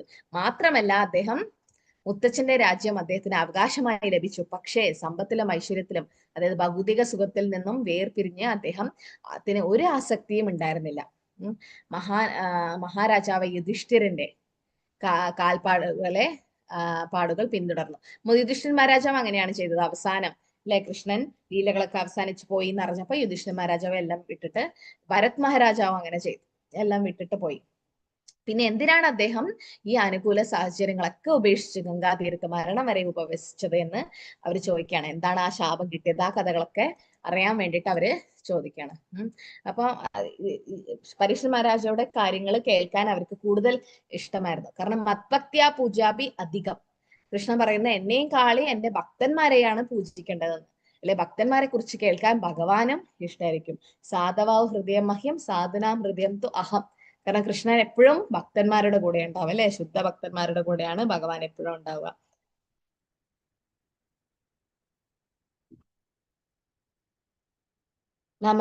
ഓക്കെ, അപ്പം നമന്തിയത്പാദനികേതമാത്മന ശിവായ ഹാനീയധനാനി സത്രവ കഥം സവീരാശ്രിയമംഗതുഷ്ട്യജം യുവൈ സതോത്കൃഷ്ടം അഹോ സഹാശുഭി. പരീക്ഷിത് മഹാരാജാവിന്റെ ശത്രുക്കൾ പോലും അദ്ദേഹത്തെ വന്നു കണ്ട് അവരുടെ സമസ്ത സമ്പത്തുകളും സ്വക്ഷേമാർത്ഥം പരീക്ഷിത് മഹാരാജാവിന്റെ കാൽക്കൽ വെച്ച് വണങ്ങത്തക്ക വിധം മഹാനായ ചക്രവർത്തിയായിരുന്നു അദ്ദേഹം. പൂർണ്ണ യൗവനയുക്തനും മഹാശക്തനും ദുസ്തരങ്ങളായ രാജകീയ സമ്പത്തുകൾ അധീനത്തിലാക്കിയവനുമാകുന്നു പരീക്ഷിത് മഹാരാജാവ്. ആകയാൽ എന്തുകൊണ്ടാണ് അദ്ദേഹത്തിന്റെ ജീവൻ ഉൾപ്പെടെ സർവവും ഉപേക്ഷിക്കാൻ അദ്ദേഹം സന്നദ്ധനായത്? അപ്പൊ ആ ചോദ്യങ്ങൾ അവർ ചോദിക്കുകയാണ്. എന്താണ് പറ്റിയത്, എന്തിനു വേണ്ടിയിട്ടാണ് ഈ രാജ്യങ്ങളും ഇതൊക്കെ ഉപേക്ഷിച്ച് അദ്ദേഹം പോയത്? അത് കൂടുതൽ അറിയാൻ വേണ്ടിയിട്ടാണ് അവരിങ്ങനെ പിന്നെയും ചോദിച്ചുകൊണ്ടിരിക്കുന്നത്. അടുത്ത ശ്ലോകത്തിൽ പറയുന്നുണ്ട്, ശിവായ ലോകസ്യ ഭവായ ഭൂതയെ യ ഉത്തമ ശ്ലോക പരായണ ജന ജീവന്തിനാത്മാർത്ഥം അസൗ പരാശ്രയം മുമൂചോ നിർവിദ്യ കുതാ കളേവരം. ആരാണോ പരമദിവ്യതമ പുരുഷൻ ഹേതുവായി മറ്റുള്ളവരുടെ ക്ഷേമത്തിനും പുരോഗതിക്കും സന്തോഷത്തിനുമായി സ്വജീവിതം പ്രതിജ്ഞാർപ്പിതം ചെയ്തിരിക്കുന്നത്, അവർ യാതൊരു സ്വാർത്ഥ താല്പര്യങ്ങൾക്കായും ജീവിക്കുന്നില്ല. ആകയാൽ ചക്രവർത്തി സർവവിധ ഭൗതിക വിഭവ അഭിനിവേശങ്ങളിൽ നിന്നും സ്വതന്ത്രനായതിനാൽ മറ്റുള്ളവരുടെ അഭയകേന്ദ്രമായി നശ്വര ശരീരത്തെ ത്യജിക്കാൻ അദ്ദേഹത്തിന് എങ്ങനെ സാധ്യമാകും? അപ്പം പരമദിവ്യതമ പുരുഷനായ ഭഗവാൻ കൃഷ്ണന്റെ ഭക്തനാണ് പരീക്ഷിത് മഹാരാജാവ്. എന്നിട്ടും ആ ഭഗവത് ഭക്തന് എല്ലാം ഭഗവാന് സമർപ്പിക്കുകയാണ്. ബലി മഹാരാജാവ് 3ാമത്തെ അടി എവിടെ ഭഗവാൻ വെക്കുമെന്ന് വാമനദേവ് ചോദിച്ചപ്പം ആ സമയത്താണ് ബലിമരാജാവിന് ഓർമ്മ വന്നത്, ഞാൻ എല്ലാം കൊടുത്തു പക്ഷെ എന്നെ തന്നെ ഞാൻ കൊടുത്തില്ല. അപ്പൊ അങ്ങനെ ആത്മനിവേദനം അല്ലെ, സമർപ്പണം ചെയ്യുന്നതാണ് ബലിമരാജാവ് ചെയ്തത്. അപ്പൊ ബലിമരാജനോട് ഭഗവാൻ ക്രൂരാണോ ചെയ്തത്, ക്രൂരതയാണോ കാണിച്ചത്, അതോ കാരുണ്യാണോ? വാമന കാരുണ്യം. നമ്മുടെ ഓണം വരുന്നുണ്ട് അല്ലെ, ഓണത്തിനല്ലേ വാമന ജയന്തി, അതിന് മുമ്പ്. അതെ. അപ്പം നമ്മളൊക്കെ ആ സമയത്ത് പൂക്കളൊക്കെ ഇട്ടിട്ട് എന്തിനു വേണ്ടിയിട്ടാ പൂക്കൾ ഇടുന്നത്? ആരാ വരിക? ബലിമരാജ വരുന്നു അറിയോ? ബലി വാമനമൂർത്തി വരില്ലേ മാതാജി? ആദ്യത്തെ നമ്മള് എന്താ പറയാ, മഹാരാജാവിനെ സ്വീകരിക്കാനാണെന്നാണ് മനസ്സിലാക്കിയിരുന്നത്. എന്നാൽ ഇപ്പോഴത് തിരിഞ്ഞിട്ട് വാമനമൂർത്തിക്കാണ് നമ്മൾ പൂജിക്കുന്നത്. വാമനമൂർത്തിയാണ് പൂജിക്കേണ്ടത് അല്ലെ. അപ്പൊ വാമനമൂർത്തി ബലിമരാജനോട് ചെയ്തത് ക്രൂരതയാണോ കാരുണ്യാണോ? കാരുണ്യം. എങ്ങനെ കാരുണ്യായി? എങ്ങനെയാണത് കാരുണ്യായത്? സുതലത്തിലേക്കാണ് മഹാരാജാവ് എല്ലാം കൊണ്ട് ലോകത്ത് നല്ലതായിരുന്നു മാതാജി. പക്ഷെ ആൾക്ക് അഹങ്കാരം ഉണ്ടായിരുന്നു. അഹങ്കാരം ഉണ്ടായിരുന്നു, കുറച്ച് എല്ലാം എന്റേതാണെന്നുള്ള ഒരു വിചാരം ഉണ്ടായിരുന്നു. പിന്നെ ഓക്കെ അല്ലേ, എങ്ങനെയാണ് കാരുണ്യം കാണിച്ചത്? സുതല ലോകത്ത് സുതലത്തിലേക്ക് ഭഗവാൻ തന്നെ കാവലായി ഇന്ദ്രന് തുല്യമായ ലോകം പണിതു കൊടുത്ത്. പിന്നെ അദ്ദേഹം തന്നെ, ഭഗവാൻ തന്നെ കാവൽക്കാരനായിട്ട് പോയില്ലേ, ഭഗവാൻ തന്നെ കാവൽക്കാരനായിട്ട് പോയി എന്ന് പറയുന്നു. അപ്പം അത് അവിടെ അങ്ങനെ പറഞ്ഞാൽ എന്താ, എപ്പോഴും ഭഗവാനെ കണ്ടിരിക്കാൻ പറ്റും അല്ലെ, എപ്പോഴും ഭഗവാനുമായിട്ട് സഹവസിക്കാൻ പറ്റുന്ന ഒരു അവസ്ഥയിലെത്തി. അതായത് ബലിമഹാരാജാവിന്റെ എല്ലാം ഭൗതികമായിട്ടുള്ള കാര്യങ്ങളും നശിക്കുന്ന കാര്യങ്ങളാണല്ലേ ഭൗതികമായിട്ടുള്ളത്, എല്ലാം എടുത്തിട്ടും നശിക്കാത്ത ഭഗവാനെ തന്നെ സ്വയം ഭഗവാൻ കൊടുത്തു ബലിമഹാരാജാവിന്. ആ ലീല ഭഗവാന്റെ കൂടുതൽ കാരുണ്യാണ് ബലിമഹാരാജാവിന് ആത്മസമർപ്പണം, ആത്മനിവേദനം എങ്ങനെ ചെയ്യണമെന്ന് ബലിമഹാരാജാവിലൂടെ ഭഗവാൻ പഠിപ്പിക്കുന്നു അല്ലെ. അതുപോലെ പരീക്ഷിത് മഹാരാജാവിനോടും ഭഗവാൻ കാണിച്ചത് കാരുണ്യം തന്നെ. കാരണം ഒരു ശാപം കിട്ടിയെന്ന് മാത്രം, അത് പക്ഷേ ആ ശാപമൊന്നും അല്ല വലുത്, ഭാഗവതം അദ്ദേഹത്തിന് അവസാനം കേൾക്കാൻ പറ്റി. അതുകൊണ്ട് പരീക്ഷിത് മഹാരാജാവിന്റെ ഈ ഒരു ശാപവും എന്താ പറയാ, എങ്ങനെയാണ് നളകുവേരനും മണിഗ്രീവനും ശാപം എന്തായി, അതൊരു അനുഗ്രഹമായി മാറി. അതുപോലെ ചിത്രകേതു മഹാരാജാവിന് വൃത്രാസുരനായിട്ട് മോക്ഷം കിട്ടി. പിന്നെ ഗജേന്ദ്രൻ ആരായിരുന്നു, ഇന്ദ്രദുമ്ന മഹാരാജാവ്, ഗജേന്ദ്രനായിട്ട് മോക്ഷം കിട്ടി. അപ്പൊ ഇതൊക്കെ ശാപമാണെങ്കിലും അതും കാരുണ്യം തന്നെ. ഒരു മുതലയുടെ കഥ ആർക്കെങ്കിലും അറിയോ? മഹാപ്രഭുവിടെ, ചൈതന്യ മഹാപ്രഭു മുതലയ്ക്ക് കാരുണ്യം കൊടുത്തത് അറിയോ? ഇല്ല. ഒരു ചൈതന്യ മഹാപ്രഭു ഒരു ഗ്രാമത്തിൽ പോയപ്പോ അവിടെ ഒരു ചെറിയ കുളം ഉണ്ടായിരുന്നു. എന്നിട്ട് ആ കുളത്തിൽ കാല് കഴുകാൻ പോകുമ്പോ അവിടെ ഒരു മുതല, ചെറിയ കുട്ടിയുണ്ട്, അത്ര ചെറിയ മുതലയായിരുന്നു. അപ്പം സാധാരണ ചെറിയ മുതല. അപ്പൊ എല്ലാവരും പറഞ്ഞു അവിടെ മുതലയുണ്ട്, അവിടെ പോകാൻ പാടില്ല. എന്നിട്ട് മഹാപ്രഭു അവിടെ പോയിട്ട് പാദം കഴുകിയപ്പോ ആ മുതല വന്നിട്ട് മഹാപ്രഭുവിന്റെ പാദത്തിന്റെ അടിയിൽ തല വെച്ചു. ഉടനെ ആ മുതല ഒരു കുട്ടിയായി, ഒരു ഗന്ധർവ കുട്ടിയായി മാറി. അപ്പൊ മഹാപ്രഭു നീ എന്താ ഇവിടെ? മഹാപ്രഭുവിനെല്ലാം അറിയാം, എന്നാലും ആ ഗ്രാമത്തിലെ ആൾക്കാർക്ക് കേൾക്കാൻ വേണ്ടി ആ കുട്ടി പറഞ്ഞു, ഞാൻ ചെറുപ്പത്തില് പണ്ട് കഴിഞ്ഞ എത്രയോ ജന്മം മുമ്പ് ഞാൻ ഒരു ഗന്ധർവ കുട്ടിയായിരുന്നു. എന്നിട്ട് അവിടെ ഒരു ഋഷി കുളിക്കാൻ വന്നപ്പം എന്ത് ദുർവാസാവെന്ന് തോന്നുന്നു, ശരിക്കും ഓർമ്മയില്ല. എന്നിട്ട് ശിഖ കട്ട് ചെയ്തിട്ട് ശിഖ മുറിച്ചു. ഒന്ന് ആലോചിച്ചൊക്കെ, ശിഖ എന്നൊക്കെ പറയുന്നത് എത്രയോ കാലം വൈഷ്ണവര് വളർത്തി കൊണ്ടുവരുന്നതാണ്. അപ്പൊ അത് അത്ര വൈഷ്ണവ എറ്റിക്കേറ്റാണ് അല്ലെ, വൈഷ്ണവ എന്താ പറയാ, വൈഷ്ണവരുടെ സിമ്പിൾ ആണ്. എങ്ങനെയാണോ തിലകൊക്കെ വെക്കുന്നത്, ശിഖ വെക്കണം എന്നാണ് പറയുന്നത്. ഗൃഹസ്ഥർക്ക് വേണമെങ്കിൽ വെക്കാം, അങ്ങനെ നിർബന്ധമല്ല. പക്ഷെ അമ്പലത്തിൽ സേവ ചെയ്യുന്നൊക്കെ അവർക്കൊക്കെ വെക്കണം എന്നാണ്. ഗൃഹസ്ഥർക്ക് വളർത്താം, പക്ഷെ ബ്രഹ്മചാരികളൊക്കെ ഇങ്ങനെ മുട്ടയടിച്ചിട്ട് അങ്ങനെ ശിഖ വെക്കണം എന്നാണ്. അപ്പൊ ആ ശിഖ കട്ട് ചെയ്ത് കളഞ്ഞു ബാക്കിലൂടെ വന്നിട്ട് ഋഷി കുളിക്കാൻ ഇറങ്ങിയപ്പം. ആ കുട്ടി കളിയായിട്ട് ചെയ്തതാണെങ്കിൽ, തമാശക്ക് ചെയ്തതാണെങ്കിലും ദുർവാസ മുനിക്ക് വളരെ കോപം വരികയും ശപിച്ചു. നീ ഇങ്ങനെ മുതലൊക്കെ അങ്ങനെയല്ല അടിയിൽ കൂടെ വന്നിട്ട് ബാക്കിലൂടെ എല്ലാം ചെയ്യുന്നത്. അപ്പൊ ഇങ്ങനെ എന്താ പറയാ, ഒരുപാട് കാലൊക്കെ പിടിച്ചു വലിക്കുന്നത് പോലെ. അപ്പൊ അതുപോലെ വന്നത് കൊണ്ട് എന്ത് ചെയ്തു, നീ ഒരു മുതലയായിട്ട് ജീവിക്കട്ടെ എന്ന് പറഞ്ഞു. പക്ഷെ ആ കുട്ടിക്ക്, അത് ചെറിയൊരു കുട്ടിയാണ്, ഒരു കുട്ടി ആയതുകൊണ്ട് എനിക്ക് കാരണം കുട്ടികൾക്ക് ശരിയേതാ തെറ്റേതാണെന്ന് വ്യത്യാസം ശരിക്കും അറിയില്ല. എന്നിട്ട് ആ കുട്ടിയോട് പറയും, ശരി എനിക്കൊരു വരം തരാം, ഇനി എത്രയോ കൽപ്പം കഴിഞ്ഞിട്ട്, അത് നടന്നത് വേറെ എപ്പോഴുമാണ്, പക്ഷെ ഇനി കലിയുഗത്തില് ഭഗവാൻ തന്നെ ചൈതന്യ മഹാപ്രഭുവായിട്ട് ഒന്ന് ഇവിടെ പാദം കഴുകുമ്പോ നിനക്ക് മോക്ഷം കിട്ടും, അല്ലെങ്കിൽ നിനക്ക് തിരിച്ച് പഴയ അവസ്ഥയിലേക്ക് വരാൻ പറ്റും എന്ന് പറയും. അപ്പൊ ഭഗവാന്റെ എന്താ പറയാ, ശാപം പോലും ഭഗവാനിലൂടെ അല്ലെങ്കിൽ ഭഗവാന്റെ ഭക്തന്മാരിലൂടെ വരുമ്പോ അത് എന്താ പറയാ, ഒരു നന്മയായിട്ട് വരും. ഭഗവാന്റെ ഭക്തന്മാർക്ക് ആ ശാപം പോലും നന്മയായിട്ട് വരും, നല്ലതായിട്ട് വരും. അപ്പൊ അതുകൊണ്ട് ഇതില് പരീക്ഷ മഹാരാജാവിന്റെ ജനനവും മരണവും ഇതൊക്കെ അവർക്ക് കേൾക്കാൻ ആഗ്രഹം ഉണ്ടെന്ന് അവര് വീണ്ടും വീണ്ടും പറയുന്നുണ്ട്. അപ്പൊ 13ാമത്തെ ശ്ലോകത്തില് ബ്രാഹ്മണരും പരിവ്രജക ആചാര്യന്മാരും തമ്മിലുള്ള വ്യത്യാസമാണ് പറയുന്നത്. തത്സർവനാ സമാചക്ഷ്വാ പൃഷ്ടോ യത് ഇഹ കിഞ്ചന മന്യേ ത്വം വിഷയേ വാചം സ്നാതം അന്യത്ര ഛന്ദസാത്. സോ ഇതിൽ എന്താ പറയുന്നത്, ചില വേദഭാഗങ്ങൾ ഒഴികെ സർവ്വ വിഷയങ്ങളുടെയും പൊരുളിൽ താങ്കൾ വിദഗ്ധനാണെന്ന് ഞങ്ങൾക്ക് അറിയാവുന്നതാണ്. ആകയാൽ ഞങ്ങൾ ഇപ്പോൾ ആരാഞ്ഞ സകല ചോദ്യങ്ങൾക്കുമുള്ള ഉത്തരങ്ങൾ സുവ്യക്തമായി വിശദീകരിക്കാൻ താങ്കളാൽ സാധ്യമാണ്. അപ്പൊ ആദ്യത്തെ 6 ചോദ്യങ്ങളെ ഭാഗത്തിൽ അവർ കഴിഞ്ഞു. അത് കഴിഞ്ഞിട്ട് ഇവിടെ പരീക്ഷ മഹാരാജനെ കുറിച്ച് കൂടുതൽ ചോദിച്ചു.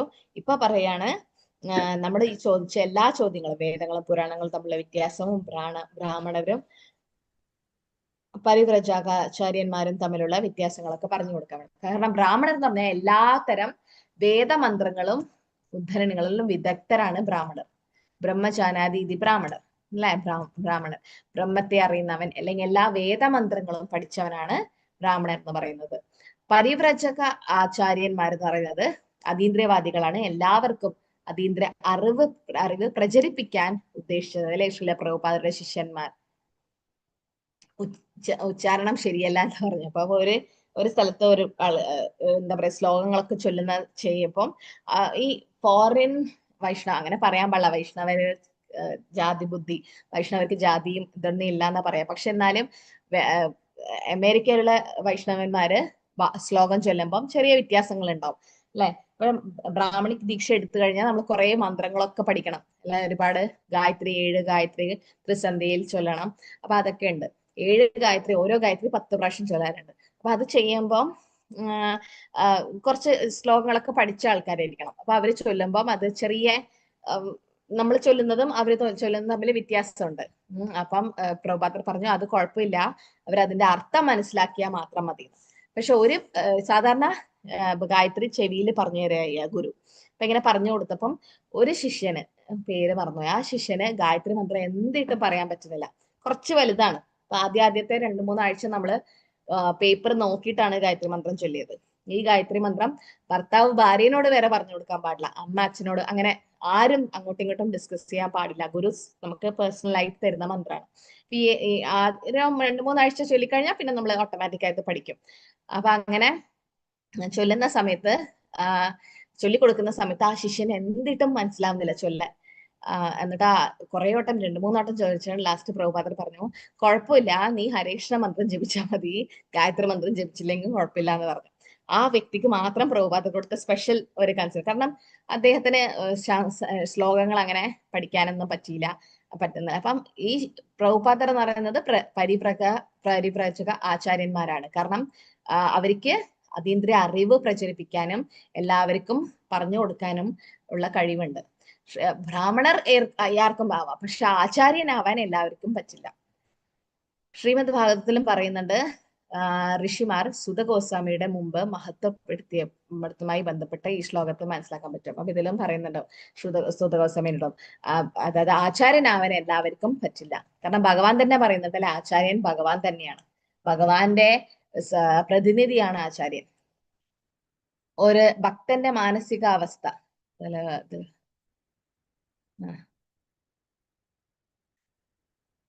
ഓക്കെ. അപ്പൊ ഭക്തൻ എന്ന് പറയുന്നത് എനിക്ക് കഴിവുകേടുണ്ടെങ്കിലും എന്തൊക്കെ ശ്രവിക്കാൻ കഴിയുന്നുവോ, അതായത് ആത്മീയ ഗുരുവിൽ നിന്ന് എന്തൊക്കെ സ്വാത്മീകരിക്കാൻ കഴിയുന്നുവോ അതൊക്കെയും ഭഗവത് മഹത്വത്തിനായി പരിശുദ്ധമായ ഭാഷയിൽ ഞാനിപ്പോൾ വിശദീകരിച്ചു. അല്ലാത്ത പക്ഷം എന്റെ സംസാരശേഷി അവിശുദ്ധമായി തീരും. അതായത് നമ്മൾ എന്താ ചെയ്യേണ്ടതെന്ന് വെച്ചാൽ, നമ്മൾ എന്താണോ പ്രഭുപാദരിൽ നിന്നും ഗുരുവിൽ നിന്നും കേട്ടത് അത് നമ്മളെ റിപ്പീറ്റ് ചെയ്യുക, വേറെ ഒന്നും നമ്മൾ ചെയ്യേണ്ട ആവശ്യമില്ല. അതെങ്ങനെയാണ് നമ്മൾ പ്രചരിപ്പിക്കുക. ഇപ്പൊ ഒരുപാട് ആൾക്കാർ പറഞ്ഞു ക്ലാസ് എടുക്കാൻ ആരും റെഡി ആവുന്നില്ല, ദീക്ഷ എടുത്ത് തന്നെ കുറെ പേരുണ്ടായിട്ടും ക്ലാസ് എടുക്കാൻ അവർ റെഡിയല്ല. എന്തുകൊണ്ടാ? ഒരു ചെറിയ പേടി, മെയിൻ ആയിട്ടും പേടിയാണ് ആൾക്കാർക്ക് അല്ലെ. എല്ലാവരും എല്ലാം തികഞ്ഞ ആൾക്കാരല്ല. പിന്നെ ഭഗവാനെ കുറിച്ച് 100% മനസ്സിലാക്കാൻ ആർക്കും പറ്റില്ല. ഭഗവാനെ തന്നെ മനസ്സിലാക്കാൻ പറ്റില്ല. എന്നിട്ടാണ് അദ്ദേഹം ചൈതന്യ മഹാപ്രഭുവായിട്ട് വന്നത്. അപ്പം എല്ലാവർക്കും അറിയണം എന്നില്ല, എല്ലാവരും പഠിക്കുകയാണ്. പക്ഷെ ആ ഒരു ധൈര്യം നമുക്ക് വേണം. അതായത് നമ്മള് ദീക്ഷ എടുത്തു, പ്രഭുപാദർ കാരണം നമ്മൾ ഇത്രയും ജ്ഞാനം കിട്ടി, അല്ലെങ്കിൽ ഇത്രയും ഈ ഒരു അവസ്ഥയിൽ നമ്മൾ എത്തി, ഭക്തി വൈഭവം വരെ എത്തി. നമുക്ക് തിരിച്ച് പ്രഭുപാദർക്ക് എന്ത് ചെയ്യാൻ പറ്റും? ഒന്നും ചെയ്യാൻ പറ്റില്ല. നമ്മൾ എന്ത് ചെയ്താലും അതൊരിക്കലും തുല്യാവില്ല. പ്രഭുപാദർ തന്നതിലും ഒന്നും തുല്യാവില്ല. നമുക്ക് ചെയ്യാൻ പറ്റുന്ന ഒരു കാര്യം എന്താ? മറ്റുള്ളവരിലും കൃഷ്ണാബോധം എത്തിക്കാൻ പറ്റുക, അല്ലെങ്കിൽ അറിഞ്ഞ കാര്യം എന്താണോ പ്രഭുപാദരിൽ നിന്ന് കേട്ടത്, അല്ലെങ്കിൽ ശിക്ഷാഗുരുമാരിൽ കേട്ടത്, അത് നമുക്ക് പറയാൻ പറ്റണം, എല്ലാവർക്കും പറഞ്ഞു കൊടുക്കാൻ പറ്റണം. തത്ത പറയുന്നത് പോലെ ഒരു വിടലിനേക്കാൾ അതിരേകമായ പ്രാധാന്യം സാക്ഷാത്കരിക്കാനാകുന്നത്. അല്ലെ നമ്മള് തത്ത പറയുന്ന പോലെയല്ല. തത്ത പറയുന്ന ജസ്റ്റ് അർത്ഥമൊന്നും മനസ്സിലാക്കാണ്ടാണ് തത്ത പറയാ. എന്റെ വേടൻ വരുമ്പോ എന്ത് ചെയ്യും? ആ കഥ അറിയില്ലേ? വേടൻ വരും, വല വിരിക്കും. അറിയാം ആർക്കെങ്കിലും? കുറെ തത്തകളും കൂടെ പക്ഷികളും കൂടെ പറഞ്ഞത്. അത് അങ്ങനെ പഠിക്കും. വേടം വരും വല വിരിക്കും എന്ന് പഠിപ്പിച്ചു കൊടുക്കും. അപ്പൊ വേടം വന്നപ്പോഴും അത് തന്നെ ചൊല്ലിക്കൊണ്ടിരുന്നു. അപ്പൊ വേടം വന്ന് വല വിരിച്ചതിൽ കുടുങ്ങിപ്പോയി. അപ്പൊ തത്തമാർ ഇത്രയും നാളെ അതാണ് പഠിച്ചത്. വേടൻ വരും, വല വിരിക്കും, ധാന്യങ്ങൾ എറിയും, കൊത്താൻ പാടില്ല, അവിടെ പോവാൻ പാടില്ല എന്ന് പറയും. പക്ഷെ ആ വേടൻ വന്ന് വല വിരിച്ച് ധാന്യം ഇട്ടാലും അവർ അതന്നെ ചൊല്ലിയിട്ട് വേടൻ വരും, വേടൻ വന്നു, വല വിരിച്ചു, വല വിരിച്ചു. എന്നിട്ട് അവിടെ പോയിട്ട് അവര് ധാന്യങ്ങൾ കഴിക്കാൻ പാടില്ല എന്ന് പറഞ്ഞിട്ടും അവിടെ പോയിരുന്ന് കഴിക്കും. എന്നിട്ട് വേടൻ അവരൊക്കെ പിടിച്ചോണ്ട് പോകും. അപ്പം തത്ത പഠിക്കുന്ന പോലെ എന്താ? ഒന്നും അർത്ഥമൊന്നും മനസ്സിലാക്കാതെ വെറുതെ അങ്ങനെ പറഞ്ഞിട്ട് കാര്യമില്ല. നമ്മൾ അർത്ഥം മനസ്സിലാക്കിയിട്ട് വേണം പഠിക്കാൻ വേണ്ടിയിട്ട്. പക്ഷെ ശുഗദേവ് ഗോസ്വാമിയായ തത്ത പറയുമ്പോൾ അത് വേറെ തന്നെയായിരുന്നു. എല്ലാവർക്കും മധുരിക്കുന്ന രീതിയിലും എല്ലാവർക്കും മനസ്സിലാവുന്ന രീതിയിലാണ് ശുഗദേവ് ഗോസ്വാമി രാധാറാണിയുടെ ശുഗ തത്തയായതുകൊണ്ട് പറഞ്ഞത്. അപ്പൊ നൈമിഷാരണ്യത്തിലെ ഋഷിമാർ ഇതുവരെ ചോദിച്ച ചോദ്യങ്ങൾ എന്തൊക്കെയാ? ശ്രീമദ് ഭാഗവതത്തിന്റെ ചരിത്രത്തെ കുറിച്ചുള്ള ചോദ്യങ്ങൾ. എങ്ങനെയാണ് ഭാഗവതം, എങ്ങനെയാണ് വ്യാസദേവ് എഴുതിയത്, അല്ലെങ്കിൽ ആര് പറഞ്ഞിട്ടാണ് നാരദമുനി എങ്ങനെയാണ് വ്യാസദേവനെ കൊണ്ട് അത് എഴുതിപ്പിച്ചത്? ശ്രീമദ് ഭാഗവതത്തിന്റെ ശ്രോതാവിനെ കുറിച്ച്, മഹാരാജ് പരീക്ഷിത് മഹാരാജാവിനെ കുറിച്ചുള്ള ചോദ്യങ്ങൾ.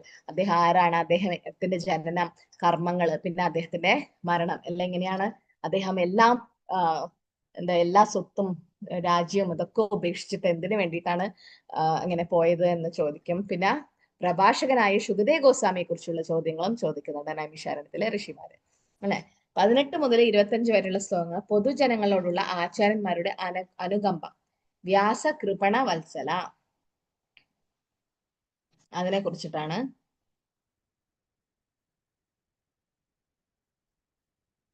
ഓക്കെ, അപ്പൊ എന്താ ചോദിക്കുന്നത് വെച്ചാ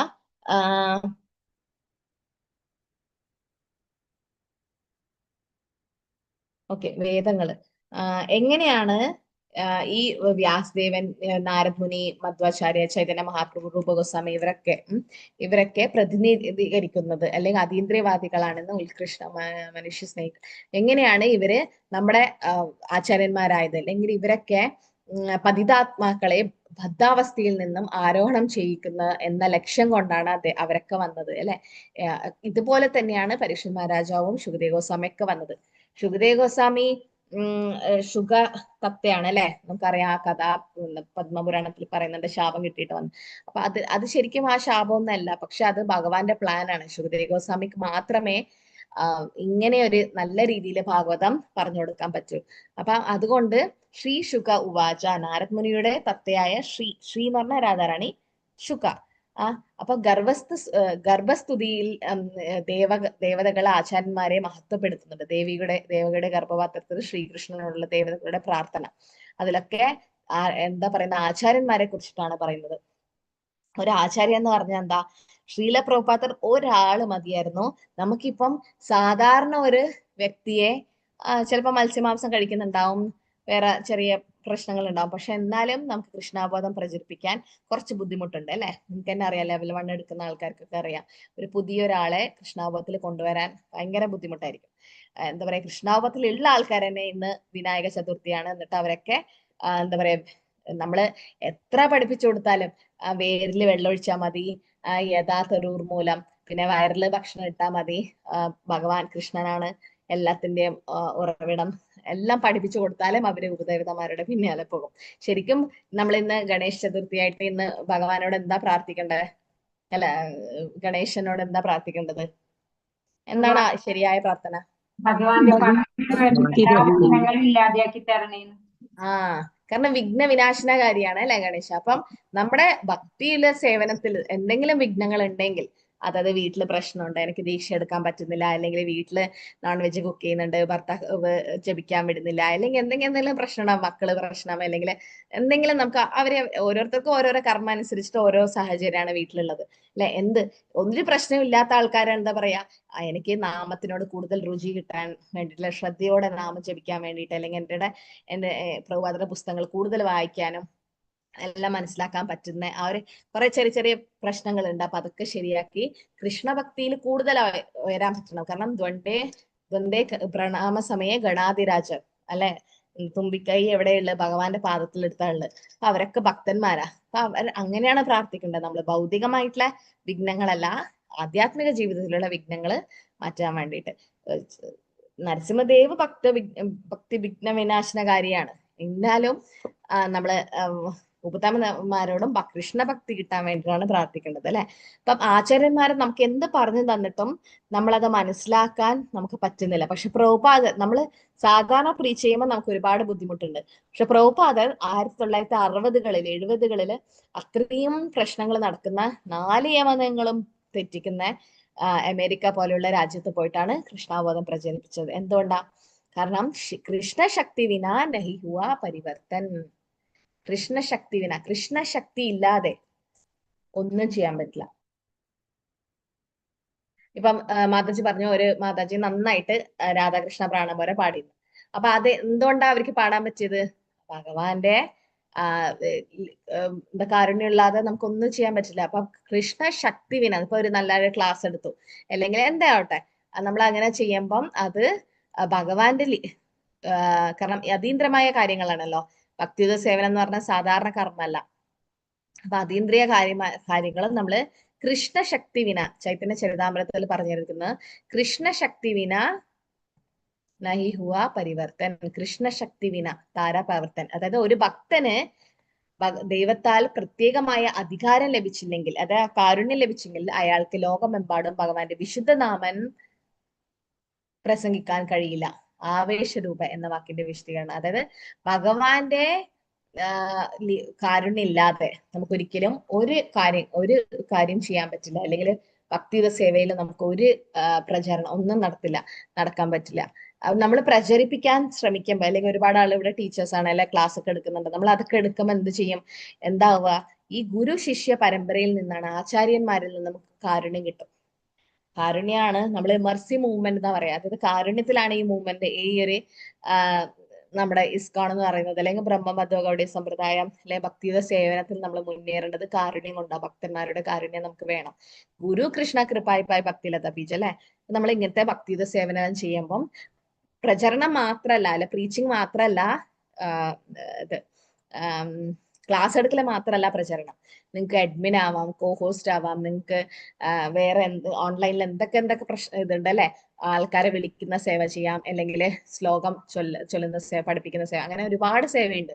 ഏത് ചെറിയ ചെറിയ സേവ നിങ്ങൾ ചെയ്യുമ്പോഴും അതൊക്കെ പ്രഭുപാദരുടെ ഈ ഒരു കൃഷ്ണാവബോധ പ്രസ്ഥാനത്തിന് വേണ്ടിയിട്ടാണ് നമ്മൾ ചെയ്യുന്നത്.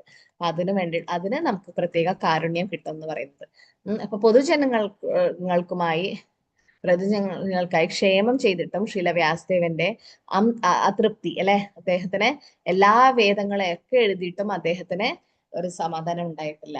എന്തുകൊണ്ടാണ് നമ്മൾ പഠിച്ചു അല്ലെ, ഭക്തിയുത സേവനത്തെ കുറിച്ചിട്ടോ ഭഗവാനെ കുറിച്ചിട്ടോ അദ്ദേഹത്തിന് വിശദീകരിക്കാൻ പറ്റിയില്ല. അദ്ദേഹത്തിന് അതൊന്നും എക്സ്പ്ലെയിൻ ചെയ്ത് കൊടുക്കാൻ വേദങ്ങൾ 4ആയി വിഭജിച്ച ശേഷം വ്യാസദേവന് തൃപ്തി ഉണ്ടായിരുന്നില്ല. കാരണം അതിലൊന്നും ഭക്തിയുത സേവനത്തിനെ കുറിച്ചിട്ട് പറഞ്ഞിട്ടില്ല.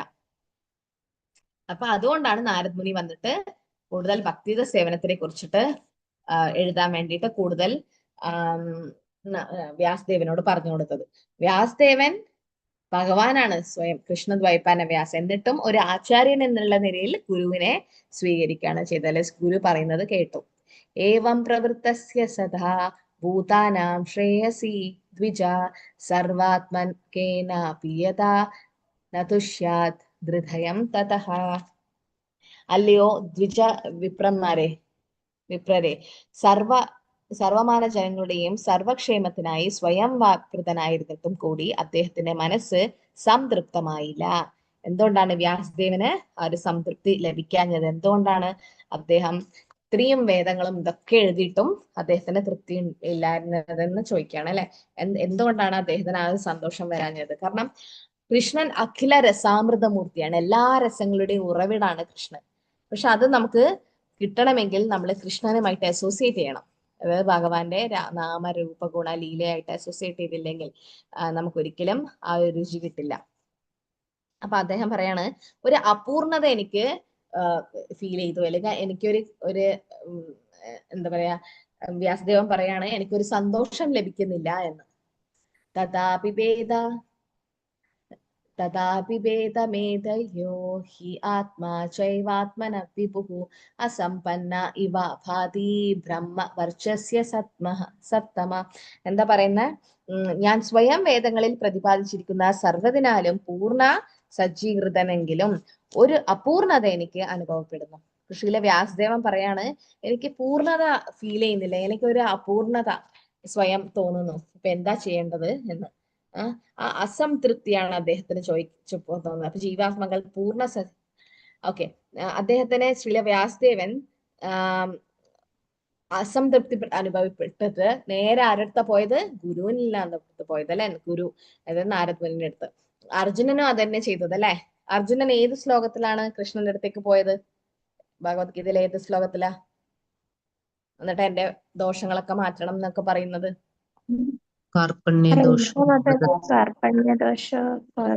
രണ്ടാം അധ്യായത്തിലെ എത്രാമത്തെ ശ്ലോക? 7, 7ാമത്തെ ശ്ലോകം.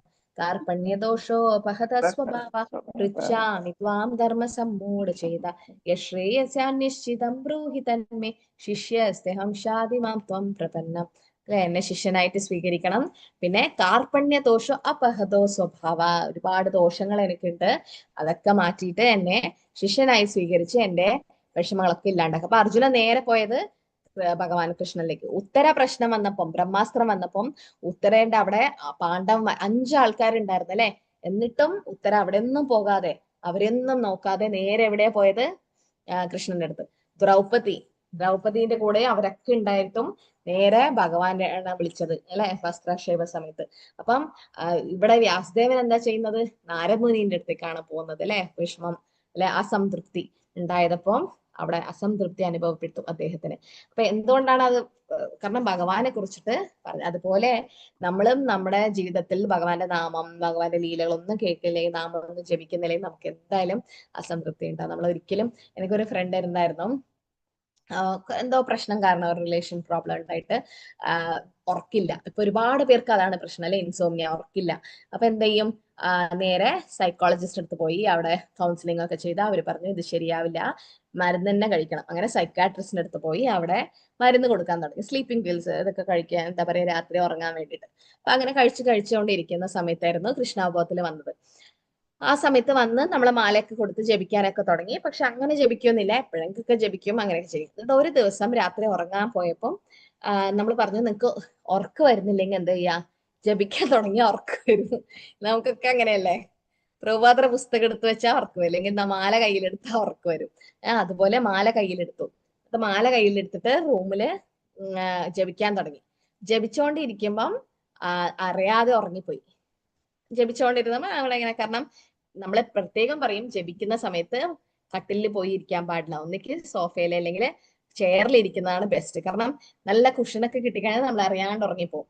ഉറങ്ങാണ്ടിരിക്കാൻ വേണ്ടിയിട്ട് അങ്ങനെ. പക്ഷെ മാതാജിക്ക് ഒരുപാട് പ്രശ്നങ്ങൾ ഉള്ളത് കൊണ്ട് അവിടെ ഇങ്ങനെ കിടന്നുകൊണ്ട് ജപിക്കാൻ തുടങ്ങി. കിടന്ന് ജപിച്ച് ഒരു മാല കംപ്ലീറ്റ് ആയില്ല, അതിനു മുമ്പ് ഉറങ്ങിപ്പോയി. രാവിലെ എണീക്കുമ്പോൾ മാല കയ്യിലുണ്ട്. പക്ഷെ ആ സമയത്താണ് മാതാജി ഓർത്തത്, ഉറക്ക ഗുളിക കഴിക്കാൻ മറന്നുപോയി. ഉറക്ക ഗുളിക കഴിക്കാതെ അന്ന് രാത്രി ഉറങ്ങി. അപ്പൊ അത് സൈക്കാട്രിസ്റ്റിന് വല്ല അതിശയായി, കാരണം എങ്ങനെ അങ്ങനെ ചെയ്യാൻ പറ്റി. അപ്പൊ അത് ആ ഒരു ആനന്ദം മാതാജിക്ക് ഫീൽ ചെയ്തു. കാരണം ആ ഒരു സമാധാനം, സന്തോഷം കിട്ടി, സമാധാനം കിട്ടി ഭഗവാന്റെ നാമം ജപിക്കുമ്പോൾ. ഒരുപാട് പ്രശ്നങ്ങൾ കാരണമാണ് മാതാജി ഉറക്ക ഗുളിക എത്രയോ വർഷമായിട്ട് കഴിച്ചുകൊണ്ടിരുന്നത്. പക്ഷെ അന്ന് മനസ്സിലായി ഉറക്ക ഗുളികൊന്നും വേണ്ട, ഭഗവാന്റെ നാമം തന്നെ എല്ലാ സന്തോഷവും. എന്നിട്ട് അതിനുശേഷം ഉറക്ക ഗുളിക നിർത്തി നാമം ജപിച്ച് ഇപ്പൊ 16 മാലയും ജപിച്ച് ദീക്ഷയൊക്കെ എടുത്ത് ഇസ്കാണിൽ നന്നായിട്ട് സേവയൊക്കെ ചെയ്ത് ജീവിക്കുന്നുണ്ട്. അപ്പൊ ആ ഒരു പാസ്റ്റ് മാതാജി പറഞ്ഞപ്പോഴാണ് നമുക്ക് മനസ്സിലായത് ഭഗവാന്റെ നാമം എത്ര, എന്താ പറയാ, എങ്ങനെയുള്ള ആൾക്കാരെ വരെ ഉദ്ധരിക്കും. ദീനഹീന യഥാചിലെ ഹരിനാമുദ്ധാരിലോ താര സാക്ഷി ജഗായ് മതായി. ദീനഹീന യഥാചില, എത്ര ഹീനനായിട്ട് ആൾക്കാരെ, എത്ര പാപം ചെയ്ത ആളാരേലും എന്താ പറയാ, ഹരിനാമം ഉദ്ധരിക്കും. ഹരിനാമം അതൊക്കെ ഇല്ലാതാക്കും. താരസാക്ഷി ജഗായ് മതായി. ആരാണ് സാക്ഷികള്? ജഗായ് മതായി. ഇത്രയും പാപം ചെയ്തിട്ടും ജഗാമ അജാമിളൻ ഇത്രയും പാപം ചെയ്തിട്ടും നാമം അല്ലെ, നാമം, ആ നാമത്തിന്റെ ബലം അത്രയും, നമ്മൾ ജപിക്കുന്ന നാമത്തിന്റെ ബലം നമുക്ക് തന്നെ അറിയില്ല, ശരിക്കും നമുക്കറിയില്ല. എത്രയോ ജന്മം നമ്മൾ ചെയ്ത പാപങ്ങൾ, ഇനിയുള്ള ജന്മങ്ങൾ ചെയ്യാനിരിക്കുന്ന പാപങ്ങൾ പോലും ഇല്ലാതാക്കണം. നാമജപം നന്നായിട്ട് പോവാ. നിങ്ങളൊക്കെ 16 മാല ജപിക്കുന്നുണ്ട് അറിയാം. പക്ഷെ 16 മാല വെറുതെ ജപിച്ചാ പോരാ, 16 മാല കേൾക്കണം.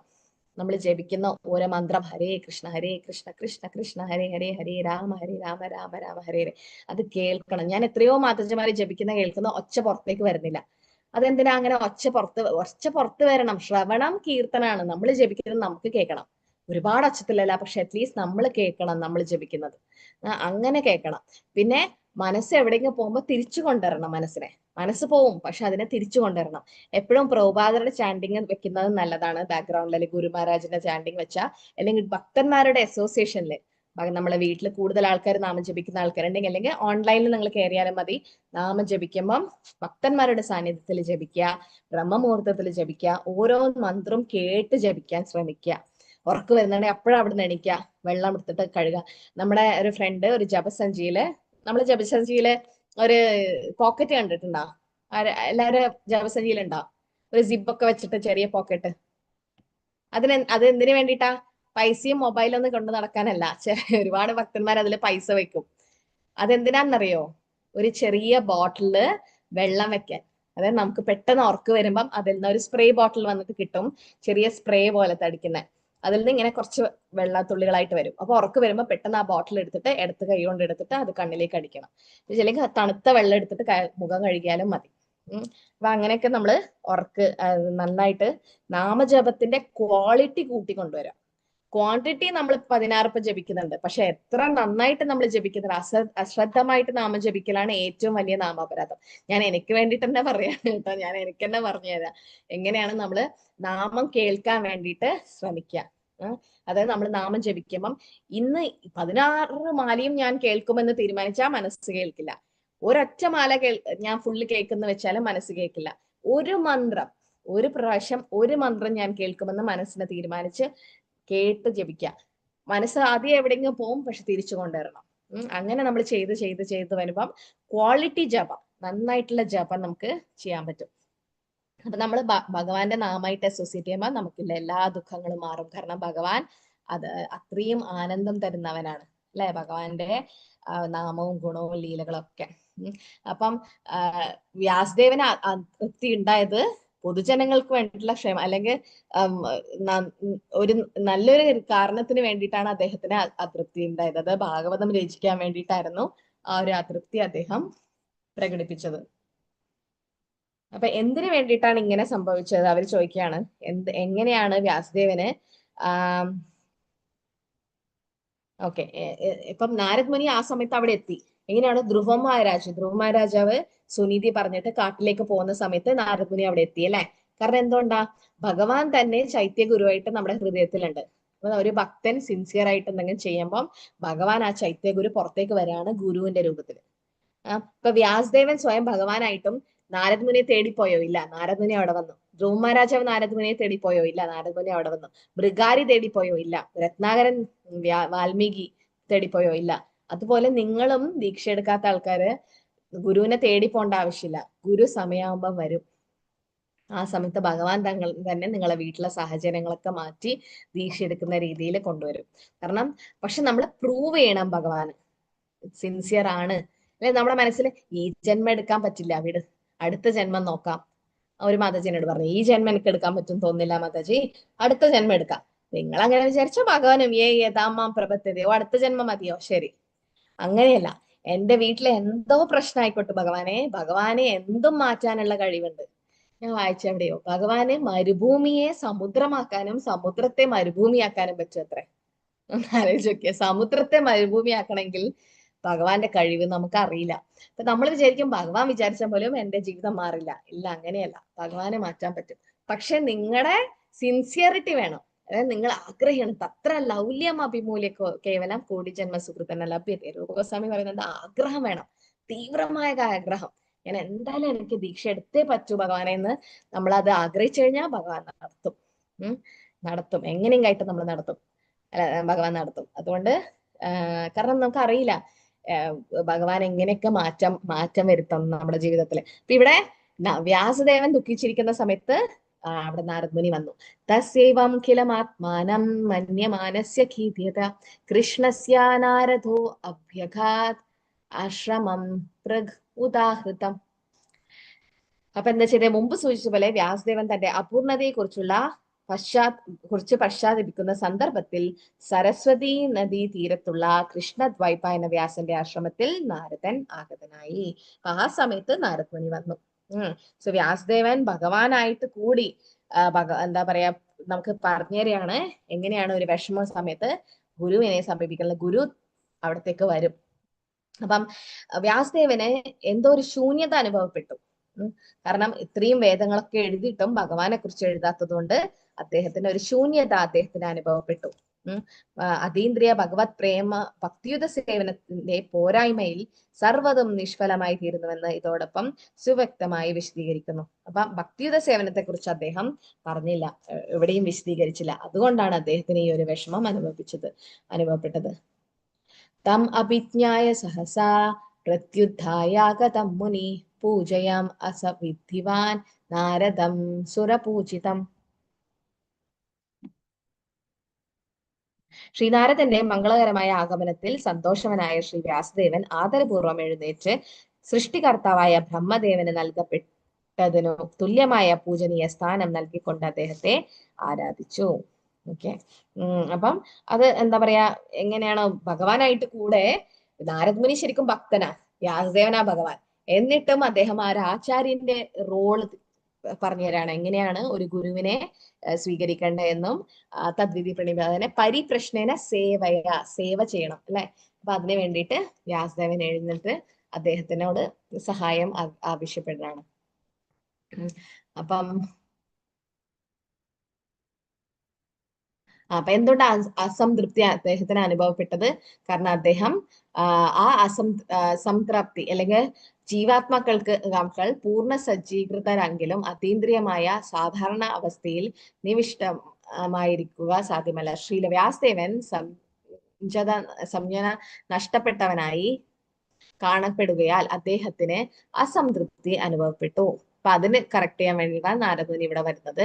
എന്നിട്ട് അതിൽ തന്നെ പറയുന്നുണ്ട് അല്ലെ, സവൈ പുംസാ പരോ ധർമ്മോ യഥോ ഭക്തിർ അധോക്ഷജേ അഹേതുകി അപ്രതിഹത ആത്മാ സുപ്രസിദ്ധ ആനന്ദം നൽകുന്നത് എന്താ? ധർമ്മോ പരധർമ്മോ ഭക്തിർ അധോക്ഷജേ.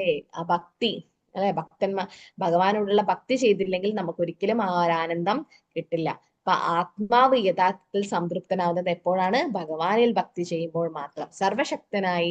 ശക്തിയായ ഭഗവത് ഭക്തിയുത സേവന പ്രാപ്തിയാണ് സമസ്ത മനുഷ്യരാശിയുടെയും പരമധർമ്മം. അത്തരം ഭക്തിയുത സേവനം നിശ്ചയമായ ഹൈതുകവും നിർവിഘ്നവും ആത്മാവിനെ പൂർണ്ണമായി സംതൃപ്തമാക്കുന്നതുമായിരിക്കും. നിങ്ങൾക്ക് തന്നെ അറിയാലേ, നിങ്ങൾക്ക് എന്തൊക്കെ വിഷമമുണ്ടെങ്കിൽ നമ്മൾ ഭൗതികമായിട്ടുള്ള സിനിമ കണ്ടാലോ പാട്ട് കേട്ടാലോ ഒന്നും നമുക്ക് കുറച്ച് സമയം നമുക്ക് വിഷമം ഇല്ലാതായിരിക്കും തോന്നും. പക്ഷെ പിന്നീടും അതേ അവസ്ഥയിൽ വരും. പക്ഷെ ഭക്തിയുടെ സേവ ചെയ്തു കഴിഞ്ഞാൽ ജന്മാഷ്ടമി രാധാഷ്ടമി ഒക്കെ പോയി ഭക്തന്മാരുടെ കൂടെ ഡാൻസ് ഒക്കെ കളിച്ച് എല്ലാ സേവൊക്കെ ചെയ്ത് ആ ഒരു ആനന്ദം അത് നമുക്ക് പറഞ്ഞറിയിക്കാൻ കഴിയില്ല അല്ലെ. ആ ഒരു ആനന്ദം നമുക്ക് ലഭിക്കും. അപ്പൊ ഇതിൽ കണ്ടോ ഇവിടെ ആ ഒരു ഫ്രൂട്ട്സ് ഒക്കെ വെക്കുന്ന ഒരു മാതാജി അല്ലെ, ഗോവിന്ദലയിലോ ദാമോദർലയിലോ മാധവലയിലോ എന്നൊക്കെ പറഞ്ഞ് ഭഗവാന്റെ നാമം ജപിച്ചിട്ടാണ് അദ്ദേഹം ആ മാതാജി സേവ ചെയ്തുകൊണ്ടിരുന്നത്. പക്ഷെ ഒന്നും ആഗ്രഹിക്കാതെ കുറച്ച് അരി നെല്ലിന് വേണ്ടിയിട്ട് ഒരുപാട് ഫ്രൂട്ട്സ് ഒക്കെ കൊടുത്തപ്പം ഭഗവാൻ എന്ത് ചെയ്ത് അവിടെ കൊട്ട നിറച്ചും സ്വർണവും ഇതൊക്കെ ആക്കി. അങ്ങനെയാണ് ഭഗവാന്റെ ഭക്തിയുത ഒന്നും ആഗ്രഹിക്കാതെ അഹൈതുകി അപ്രതിഹത ഒന്നും ആഗ്രഹിക്കാതെയാണ് അദ്ദേഹം ചെയ്തത്. ഈ രണ്ടാമത്തെ പിക്ചറിൽ ആരാന്നറിയോ? ആരാ അത്? സൂർദാസ് അല്ലേ? അദ്ദേഹത്തിന് കണ്ണ് കാണില്ല, അന്ധനായിട്ട് കൂടി ഭഗവാന്റെ ദർശനം എടുക്കാൻ എല്ലാ ദിവസവും അമ്പലത്തിൽ പോകും. ഇവിടെ പൂജാരി ചോദിച്ചു, സൂർദാസ് നീ എന്തിനാ ഇവിടെ വരുന്നത്? എനിക്കല്ലേ ഭഗവാനെ കാണാൻ പറ്റാത്തത്, ഭഗവാൻ എന്നെ കാണാൻ പറ്റുമല്ലോ. എന്നിട്ട് ഓരോ ദിവസം ചോദിക്കും, ഇന്ന് പച്ച കളർ ഡ്രസ്സ് അല്ലേ ഭഗവാൻ ഇട്ടതും, ഇന്ന് മഞ്ഞ കളർ ഡ്രസ്സ് അല്ലേ. അപ്പൊ എല്ലാവരും ഇദ്ദേഹത്തിന് കണ്ണ് കാണില്ലല്ലോ, പിന്നെ എങ്ങനെ അറിയാം? അപ്പൊ സൂർദാസ് പറയും ഭഗവാൻ എന്നോട് വന്ന് ചോദിക്കും നീ ഏത് കളർ ഡ്രസ് ഇടണ്ടെന്ന്. ഇപ്പൊ പൂജാരിമാർക്കൊക്കെ അങ്ങനെ സ്വപ്നത്തിൽ വരുന്ന ഞാൻ വൃന്ദാവനത്തിലൊക്കെ കേട്ടിട്ടുണ്ട്. പൂജാരിമാരി വന്നിട്ട് പറയും ഭഗവാൻ ഇന്ന കളർ ഡ്രസ് ഇന്ന് വേണം എന്നൊക്കെ പറഞ്ഞിട്ട്. അപ്പൊ അത് ചില പൂജാരിമാർക്ക് മാത്രം ഭഗവാൻ അങ്ങനെ ഒരു അതീന്ദ്രമായ സ്വപ്നം. ഈവൻ ജഗന്നാഥ് പുരിയിലൊക്കെ രാജാവിനും അവിടെയുള്ള ആളുകൾക്കൊക്കെ ആ സ്വപ്നം വരും. പിന്നെ അതുപോലെ നാരദ് മുനി ഇവിടെ നമുക്ക് കാണാം മൃഗാരി അല്ലെ, മൃഗാരി ഉദ്ധരിച്ചതും പിന്നെ ബലിമ രാജാവിന് ഭഗവാൻ കൊടുത്ത കാരുണ്യം, ഇതൊക്കെ ഭക്തിയുത സേവനം ചെയ്തുകൊണ്ട് മാത്രമാണ് അവർക്ക് ഒരു ആനന്ദം ലഭിച്ചത്. കിം വാ ഭാഗവത ധർമ്മ. അപ്പൊ എന്താ നമ്മൾ ചെയ്യേണ്ടത്? ഭാഗവത് ധർമ്മമാണ് നമ്മൾ ചെയ്യേണ്ടത്. ശ്രീമദ് ഭാഗവത്തിന്റെ വിവിധ ഭാഗങ്ങളിൽ ഭാഗവത ധർമ്മത്തെ വിശദീകരിക്കുന്നത് മഹാരാജാവ് നിമിയും നവയോഗേന്ദ്രന്മാരും തമ്മിലുള്ള ചർച്ച അവിടെ പറയുന്നുണ്ട് ഭാഗവത ധർമ്മത്തെ കുറിച്ച്. പിന്നെ പ്രഹ്ലാദ് മഹാരാജാവിന്റെ പ്രാർത്ഥന, പ്രഹ്ലാദ് മഹാരാജാവും പറയുന്നുണ്ട് അല്ലെ ഭാഗവത് ധർമ്മമാണ് നമ്മൾ ചെയ്യേണ്ടത്. പ്രഹ്ലാദ് മഹാരാജ് എന്താ പറഞ്ഞത്? കൗമാരെ ആചരേത് പ്രജ്ഞോ ധർമാൻ ഭാഗവതാനിഹ ദുർലഭം മാനുഷം ജന്മം തദപി അധ്രുവം അർത്ഥതം. കൗമാര ആചരേത് പ്രജ്ഞോ, കൗമാരെ ആചരേത് പ്രജ്ഞോ എന്ന് പറഞ്ഞാൽ കൗമാരത്തിൽ തന്നെ ചെറിയ അവസ്ഥയിൽ തന്നെ അല്ലെങ്കിൽ എന്താ പറയാ ചെറുപ്പത്തിൽ തന്നെ ഭക്തിയുത സേവനം ചെയ്യണം. എന്തിനു വേണ്ടിയിട്ടാ? ദുർലഭം മനുഷ്യജന്മം, മനുഷ്യജന്മം വളരെ ദുർലഭമായിട്ടാണ് ലഭിക്കുക. ദുർലഭം മനുഷ്യജന്മം കൗമാരെ ആചരേത് പ്രജ്ഞ. അപ്പൊ ഇതാണ് പ്രഹ്ലാദ് മഹാരാജാവ് തന്റെ സുഹൃത്തുക്കൾക്ക് കൊടുത്ത ആദ്യത്തെ ഉപദേശം. 7:6:1 7-ാം സ്കന്ധം 6-ാം അധ്യായം 1-ാമത്തെ അധ്യായം അതായത് ശ്ലോകത്തിൽ പറയുന്നുണ്ട് കൗമാരെ ആചരിപ്പ. എത്ര പെട്ടെന്ന് ചെയ്യാൻ പറ്റുമോ അത്രയും പെട്ടെന്ന് നമ്മൾ തുടങ്ങണം. പിന്നെ ദുർലഭം മനുഷ്യജന്മം, വളരെ ദുർലഭമായിട്ടാണ് മനുഷ്യജന്മം കിട്ടുക. അതുകൊണ്ട് നമ്മൾ ഭക്തിയുത സേവനം ചെയ്യണമെന്ന് തന്റെ അസുരകുലത്തിൽ ജനിച്ച സുഹൃത്തുക്കളോടാണ് പറയുന്നത്. പ്രഹ്ലാദ് മഹാരാജാവ് പറഞ്ഞു ബുദ്ധിമാനായ ഒരാൾ ജീവിതത്തിന്റെ ആരംഭം മുതൽ തന്നെ മനുഷ്യ ശരീരം ഉപയോഗിക്കണം. മറ്റൊരു വിധത്തിൽ പറഞ്ഞാൽ ചെറുപ്പം മുതൽ തന്നെ മറ്റെല്ലാ പ്രവർത്തനങ്ങളും ഉപേക്ഷിച്ച് ഭക്തിയുത സേവന പ്രവർത്തനങ്ങൾ പരിശീലിക്കണം. മനുഷ്യ ശരീരം വളരെ അപൂർവമായി മാത്രമേ കൈവരിക്കാനാകൂ. മറ്റു ശരീരങ്ങളെ പോലെ താൽക്കാലികമാണെങ്കിലും മനുഷ്യ ജീവിതത്തിൽ ഒരാൾക്ക് ഭക്തിയുത സേവനം ചെയ്യാൻ കഴിയുമെന്നതിനാൽ അത് അർത്ഥവത്താണ്. ആത്മാർത്ഥമായ ഭക്തിയുത സേവനത്തിന്റെ ഒരു ചെറിയ അളവ് പോലും ഒരാൾക്ക് പൂർണ്ണത നൽകാൻ കഴിയും. അപ്പൊ ഭക്തിയുത സേവനം, ആത്മാർത്ഥമായ ഭക്തിയുത സേവനം, അപ്പൊ അത് അതിനെക്കുറിച്ച് എഴുതാത്തത് കൊണ്ടാണ് വ്യാസദേവന് ഈ ഒരു പ്രശ്നങ്ങൾ അല്ലെ, വ്യാസദേവന് അസംതൃപ്തി ഫീൽ ചെയ്തത് അല്ലെ. ചിത്രകേതു മഹാരാജാവിന്റെ പ്രാർത്ഥനകളും അങ്ങനെ തന്നെ. ചിത്രകേതു മഹാരാജ വൃത്രാസുരനായ സമയത്തും അങ്ങനെ പ്രാർത്ഥിക്കുന്നുണ്ട്. പിന്നെ ഋഷഭദേവന്റെ ഉപദേശങ്ങൾ, ഋഷഭദേവവും പറയുന്നുണ്ട് ജ്ഞാഹ്യം ദേഹ ഭാജം ലോകേ കസ്മാത് കാമനർഹദേവിപുജം യേ തപോ ദിവ്യം പുത്രകായേന സത്വം ശുദ്ധമേ തീർത്ഥ ബ്രഹ്മ സൗഖ്യം തനന്തം.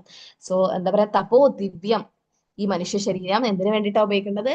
ഭഗവാനെ ഭക്തിയുത സേവനം ചെയ്യാൻ വേണ്ടിയിട്ട് മാത്രം അല്ലെ, വേറെ ഒന്നിനും വേണ്ട. അതാണ് ഈ റിയൽ ബിസിനസ്. ഈ മനുഷ്യ ജന്മത്തിന് വേറെ ഒരു കാര്യമില്ല. അത് എത്ര പെട്ടെന്ന് മനസ്സിലാക്കാൻ പറ്റുന്ന അത്രയും നല്ലത്. പിന്നെ യമരാജൻ യമദൂതങ്ങൾക്കും ഭാഗവത് ധർമ്മത്തെ കുറിച്ച് പറഞ്ഞു കൊടുക്കുന്നുണ്ട്. അജാമിളന്റെ ആ ഒരു കാര്യത്തിൽ വരുമ്പോൾ പറഞ്ഞു കൊടുക്കുന്നുണ്ട്. എന്നിട്ട് എന്താ പറയാ, യമരാജാവ് ഭഗവാന്റെ നാമം ജപിക്കുന്ന ഒരാളെ അടുത്തേക്കും നിങ്ങൾ പോകാൻ പാടില്ല.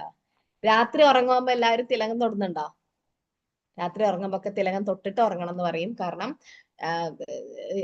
എന്താ പറയാ, വിഷ്ണുദൂതന്മാരാണ് എപ്പോഴും നമ്മളെ കൂടെ ഉണ്ടാവേണ്ടത് അല്ലെ. അപ്പൊ നെഗറ്റീവ് എനർജി ഒന്നും വരാതിരിക്കാൻ വേണ്ടിയിട്ട്. അപ്പൊ എപ്പോഴും നാമം തിലകം തൊടുക. തിലകം 12-13 സ്ഥലത്തും തൊടാൻ പറ്റുന്നില്ലെങ്കിൽ നെറ്റിയിലും കഴുത്തിലെങ്കിലും നമ്മള് എപ്പോഴും തൊടണം. എപ്പോഴും എല്ലാ സ്ഥലത്തും തൊടണം. പക്ഷെ പറ്റുന്ന ആദ്യമൊക്കെ നമുക്കൊരു മടി ഉണ്ടാവും, വീട്ടിലൊക്കെ പ്രശ്നം ഉണ്ടാവും. അപ്പം ഗുരുമഹാരാജ് പറയുന്നത് നമുക്ക് വെള്ളത്തിൽ തൊടാമെന്ന് പറയുന്നുണ്ട് വർക്ക് ചെയ്യാൻ പോകുമ്പോ ഒക്കെ. പക്ഷെ തിലകായിട്ട് നമ്മള് വീട്ടിലെങ്കും തൊടാൻ ശ്രമിക്കുക. സോ ഭാഗവത് ധർമ്മമാണ് നമ്മുടെ ഭക്തിയുത സേവനത്തിന്റെ പ്രധാന കാര്യം. അല്ലെങ്കിൽ ഭാഗവത് ധർമ്മമാണ് നമ്മൾ ചെയ്യേണ്ടത്, പരോധർമ്മം അല്ലെ. എന്നിട്ട് അവസാനം എന്താ പറയുന്നത്? നിരാശയുടെ ഫലം എന്താണ് സംഭവിക്കുന്നത്? ശ്രീല വ്യാസദേവന്റെ നിരാശ, വ്യാസദേവൻ വിഷമിച്ചതുകൊണ്ട് നാരദ് മുനി അവിടെ വന്നു. അങ്ങനെ അദ്ദേഹം ഭാഗവതം എഴുതാൻ പറ്റി. പിന്നെ അർജുനന്റെ നിരാശയുടെ ഫലം കൊണ്ട് എന്തായ ഭഗവത്ഗീത നമുക്ക് കിട്ടി. ദേവഹൂതിയുടെ നിരാശയുടെ ഫലം, ദേവഹൂതി കർദമുനി പോയതിനു ശേഷം ദേവഹൂതി മകനോട് പറയുന്നുണ്ട് അല്ലെ, ഞാൻ ഇനി എന്താ ചെയ്യേണ്ടത്? അപ്പം അങ്ങനെ സാഖ്യ ഫിലോസഫി, സാഖ്യ യോഗം പറഞ്ഞു കൊടുക്കും. യുധിഷ്ഠിരൻ മഹാരാജാവ് എന്താ പറയാ, ഭീഷ്മദേവരോട് പോയിട്ട് അങ്ങനെ ഭീഷ്മസ്തുതി ഭഗവാനെ കുറിച്ച് കൂടുതൽ കേൾക്കാൻ പറ്റി. പൊതുജനങ്ങളുടെ ക്ഷേമത്തിനായി എന്തെങ്കിലും പുറത്തു വരുന്നതിനായി ഭഗവാൻ സ്വന്തം ഭക്തരെ ആശയക്കുഴപ്പത്തിൽ ആക്കുന്നു. അപ്പൊ മനസ്സിലായോ അർജുനന് എങ്ങനെയാണ് പ്രശ്നം വന്നത്, വ്യാസദേവന് പ്രശ്നം വന്നത്, പരീക്ഷ മഹാരാജാവിന് ഇപ്പൊ പ്രശ്നം വന്നു ഭാഗവതം വരാൻ വേണ്ടിയിട്ട്. അപ്പം ഭഗവാൻ എന്തെങ്കിലും നല്ലതിന് വേണ്ടിയിട്ടാണ്, ഭഗവാന്റെ പ്ലാനാണത്. സ്വന്തം ഭക്തന്മാരെ ആശയക്കുഴപ്പത്തിലാക്കുന്നതും ഇല്ല, ഭക്തന്മാരിലൂടെയാണ് ഭഗവാൻ നമ്മളെ പഠിപ്പിക്കുക. അമ്മായിമ്മയുടെയും മരുമകളുടെയും ഉദാഹരണം അറിയോ? അമ്മായിമ്മ മരുമകളെ എങ്ങനെയാണ് പഠിപ്പിക്കുക? മകളിലൂടെ അല്ലെ. ഇപ്പൊ ഒരു അമ്മായിമ്മയുണ്ട്, ഇപ്പൊ വീട്ടില് പുതിയതായിട്ട് കല്യാണം കഴിച്ചു വന്ന ഒരു മരുമകൾ വന്നു, മകന്റെ ഭാര്യ. അപ്പം അവള് എന്താ പറയാ, നല്ല മോഡേൺ ആയിട്ട് വളർന്ന കുട്ടിയാണ്. അവർക്ക് അറിയില്ല രാവിലെ എണീക്കണം. ചില വീട്ടിലൊക്കെ കുളിച്ചിട്ടേ അടുക്കളയിൽ കയറാൻ പറ്റുക. ശരിക്കും അങ്ങനെ ചെയ്യണ്ടേ, കുളിച്ചിട്ടേ അടുക്കളയിൽ കയറാൻ പറ്റുള്ളൂ. പക്ഷെ ഇപ്പൊ മോഡേൺ ആയിട്ടുള്ള ആൾക്കാർ അങ്ങനെ രാവിലെ തന്നെ കുളിക്കാനൊന്നും അവർക്ക് പറ്റില്ല, പ്രശ്നങ്ങളായിരിക്കും. അപ്പൊ അമ്മായിമ്മ എന്ത് ചെയ്യും? കാരണം പുതിയതായിട്ട് വന്ന മരുമകളാണ് അല്ലെ, അമ്മായിമ്മ പോര് നടക്കുമല്ലേ, വെറുതെ പ്രശ്നമാക്കണ്ടെന്ന് വിചാരിച്ചിട്ട് സ്വന്തം മകളെ ചീത്ത പറയും, വഴക്ക് പറയും. സ്വന്തം മകളും കിടന്നുറങ്ങുന്നുണ്ടാവും. എന്നിട്ട് മരുമകളെ മുമ്പിൽ വെച്ചിട്ട് മകളെ ചീത്ത പറയും അല്ലെ. എനിക്ക് രാവിലെ തന്നെ എണീച്ചിട്ട് എല്ലാം ചെയ്തൂടെ, എന്തിനാ ഇങ്ങനെ കിടന്നുറങ്ങുന്നത്, വേഗം എണീച്ചിട്ടെല്ലാം ചെയ്തൂടെ എന്നാണ് മകളെ ചീത്ത പറയും. അത് എന്തിനു വേണ്ടിയിട്ടാ?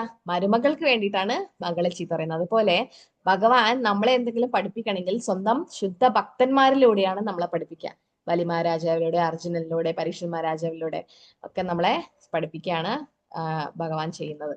അപ്പൊ ഇങ്ങനെ ദുഃഖിച്ചുപോയിരിക്കുന്ന വ്യാസദേവന് നാരദ് മുനി വന്നിട്ട് ഇനിയിപ്പം പറഞ്ഞു കൊടുക്കുക. അടുത്ത അധ്യായത്തില് 4-ാമത്തെ അധ്യായം കഴിഞ്ഞു. വ്യാസദേവന് നാരദന്റെ ശ്രീമദ് ഭാഗവത നിർദ്ദേശങ്ങളാണ് അടുത്ത അധ്യായത്തിലൂടെ പറഞ്ഞു കൊടുക്കുന്നത്. അതായത് നാരദ് മുനി എന്ത് ഉപദേശമാണ് കൊടുക്കാൻ പോകുന്നതും ഭാഗവതം എഴുതാൻ വേണ്ടിയിട്ടുള്ള പ്രചോദനം കൊടുക്കുന്നതാണ് അടുത്ത അധ്യായം. ഹരേ കൃഷ്ണ കൃഷ്ണ കൃഷ്ണ ഹരേ ഹരേ, ഹരേ രാമ രാമ രാമ ഹരേ ഹരേ. ഹരേ കൃഷ്ണ. അപ്പം അടുത്ത ആഴ്ച അത് ശ്ലോകം ഉണ്ടോ ഈ അധ്യായത്തിലല്ലോ? പഠിക്കാനുണ്ടോ 4-ാം അധ്യായത്തില്? ഇല്ല. അപ്പൊ അടുത്ത 3-ാം തീയതി എല്ലാവരും റെഡിയാണോ? ഇപ്പൊ ഓണം ഉണ്ടല്ലേ, ഓണല്ലേ 5-ന്, 3-ന് ഒക്കെയാണോ? അല്ല അത് കഴിഞ്ഞിട്ട് മതിയോ? ഓണം കഴിഞ്ഞിട്ട് പരീക്ഷ? ഓണം കഴിഞ്ഞിട്ട് മതി മാതാജി. എല്ലാരും അങ്ങനെയാ പറയല്ലേ. 10-ന് വെക്കട്ടെ എന്നാലേ. ശ്ലോകം ഇല്ലല്ലോ, വെറും തിയറി പരീക്ഷയല്ലേ. 7-ന് റെഡിയാണോ? 7-ന് പരീക്ഷ വെച്ചാൽ എനിക്ക് 10-ന് ക്ലാസ് തുടങ്ങാം. 5-ാം അധ്യായം. എന്നാ മറ്റുള്ളവർക്ക് അത് മിസ്സായില്ല, ക്ലാസ് മിസ്സാവില്ല. ഞായറാഴ്ച പ്രശ്നം ഉണ്ടോ പരീക്ഷ എഴുതാൻ? മാതാജി വീട്ടിലെല്ലാരും ഉണ്ടാവും. എല്ലാവരും ഉണ്ടാവും 7-ാം തീയതി അല്ലേ? എന്നാ പിന്നെ 10-ന് തന്നെ വെക്കാം. ഓക്കെ. ഇപ്പൊ 3-ാം തീയതി ക്ലാസ് വേണോ? മാതാജി ഞാൻ 10-ാം തീയതി ഉണ്ടാവില്ല. 13-ാം തീയതിക്ക് ശേഷം എപ്പോഴെങ്കിലും എക്സാം വെക്കാൻ പറ്റുമോ? 10-ാം തീയതി ഇല്ലേ? ഇല്ല, ഞാൻ മായാപ്പൂര് പോകുന്നുണ്ട്. ഓക്കെ. നോക്കാം, അത് നമുക്ക് തീരുമാനിക്കാം. അത് ഒരാൾക്ക് വേണ്ടിയിട്ട് അങ്ങനെ മാറ്റാൻ പറ്റില്ല. മാതാജി വേണമെങ്കിൽ ഞാന് ടീച്ചേഴ്സിന് വേറെ ദിവസം പരീക്ഷ വെക്കുന്നുണ്ട്. അപ്പൊ ആ സമയത്ത് അവരെ കൂടെ എഴുതിക്കോ. ഞാൻ പറയാം എപ്പോഴാന്ന് വെച്ചാൽ. അവര് ഞായറാഴ്ചയാണോ കേറാറ്, അല്ലെങ്കിൽ അന്ന് തന്നെ വേറെ ദിവസം വേറെ സമയത്ത്. ഓക്കെ, നോക്കാം. അപ്പൊ 10-ാം തീയതി നമുക്ക് ക്ലോസ്ഡ് ബുക്ക് പരീക്ഷ കേട്ടോ, 4-ാം അധ്യായത്തിന്റെ. എന്തെങ്കിലും ചോദ്യം ഉണ്ടോ? ഇപ്പൊ എന്തെങ്കിലും ചോദിക്കാനുണ്ടോ? എല്ലാവർക്കും ഉറക്കം വന്നെന്ന് തോന്നി. ഞാനിപ്പോ വീഡിയോ നോക്കുമ്പോ കുറെ ആൾ ആ വീഡിയോ ആണ്. ഇപ്പൊ എല്ലാവരും ആ വീഡിയോ കാണുമ്പോ എനിക്ക് ആ വീഡിയോ തോന്നും. കാരണം നിങ്ങൾ അങ്ങോട്ടും ഇങ്ങോട്ടും കാണുന്നില്ല, ഞാൻ എല്ലാവരും കാണുന്നുണ്ട്. അപ്പം അത് ഞാൻ വിചാരിച്ചു നിങ്ങളൊക്കെ നേരത്തെ എണീക്കുന്ന ആൾക്കാരല്ലേ, അപ്പൊ വേഗം ഉറങ്ങിയാലേ വേഗം എണീച്ചിട്ട് ബ്രഹ്മമുഹൂർത്തത്തിൽ ജപിക്കാൻ പറ്റും. പക്ഷെ ക്ലാസ് ഇപ്പൊ എന്താ ലേറ്റ് ആണ്, എന്താ ചെയ്യാ? ഓക്കെ. ഹരേ കൃഷ്ണ കൃഷ്ണ കൃഷ്ണ ഹരേ ഹരേ, ഹരേ രാമ രാമ രാമ ഹരേ ഹരേ. രാധാഷ്ടമി ഞായറാഴ്ചയാണ്, ഉച്ചവരെ ഉപവാസം. നിർജ്ജലം ചെയ്യാൻ പറ്റുമെങ്കിൽ അത്രയും നല്ലത്. വൃന്ദാവനത്തിലും മായപ്പുരൊക്കെ രാധാറാണിയുടെ പാദം കാണിക്കും. നിങ്ങൾക്ക് പറ്റുകയാണെങ്കിൽ അവിടെ പോയിട്ട് രാധാറാണിയുടെ, വേറെ അമ്പലത്തിലൊന്നും അങ്ങനെ അലൗഡ് അല്ല ആക്ച്വലി. രാധാറാണിയുടെ പാദം അങ്ങനെ കാണിക്കാൻ പാടില്ല എന്നാണ്. പക്ഷെ വൃന്ദാവനത്തിൽ അവർക്ക് സ്പെഷ്യൽ പെർമിഷൻ കൊടുത്തത് കൊണ്ട് അവർക്ക് ചെയ്യാൻ പറ്റും. പാദം അന്നത്തെ ദിവസം മാത്രം നല്ല കൊലുസൊക്കെ ഇട്ട് രാധാറാണിയുടെ പാദം അവര് ദർശനം തരും. ഉച്ചവരെ ഉപവാസം. എന്നിട്ട് അതിന് 12 മണിക്ക് ശേഷം നമുക്ക് ബ്രേക്ക് ചെയ്യാൻ പറ്റും. നിർജ്ജലം എടുക്കുകയാണെങ്കിൽ നല്ലത്. പിന്നെ 10 മണിക്ക് മുതൽ അമ്പലത്തിൽ പരിപാടിയുണ്ട്. 10 മണിക്ക് അഭിഷേകം ഉണ്ട്. 12 മണിക്ക് ആരതിയും കാര്യങ്ങളൊക്കെ ഉണ്ട്. ചെയ്യാൻ പറ്റുമെങ്കിൽ നല്ലത്. 3-ാം തീയതി ഏകാദശിയാണ് അല്ലെ? 3-നാണ് ഏകാദശി. പിന്നെയാണ് വാമന ദ്വാദശി വരുന്നത്. അപ്പൊ ഓണത്തിന് അതാണ് നമ്മൾ ഓർക്കേണ്ടത്. വാമനദേവനെ പ്രാർത്ഥിക്കുക. വാമനദേവന്റെ വലിമ രാജാവിന് കൊടുത്ത അല്ലെ ആ ഒരു കാരുണ്യത്തെ കുറിച്ച് ഓർക്കുക അല്ലെ. ആത്മസമർപ്പണം എങ്ങനെയാണ് ചെയ്യേണ്ടതെന്ന് ബലിമ രാജാവ് പഠിപ്പിച്ചു തരാണ്. ഹരേ കൃഷ്ണ. എനിക്ക് തോന്നുന്നു ഇന്ന് ക്ലാസ് അവസാനിപ്പിക്കാം അല്ലെ? ആർക്കെങ്കിലും ചോദ്യം ഉണ്ടോ? ഹരേ കൃഷ്ണ ജരുവല്ലോ. ഹരേ കൃഷ്ണ. പ്രണാം പ്രഭു. സാറിന് ക്ലാസ് കാണിച്ച സ്ലൈഡ് ഒന്നും കൂടി കാണിക്കൂ. ഏതാ പ്രഭു? ലാസ്റ്റത്തെയാ?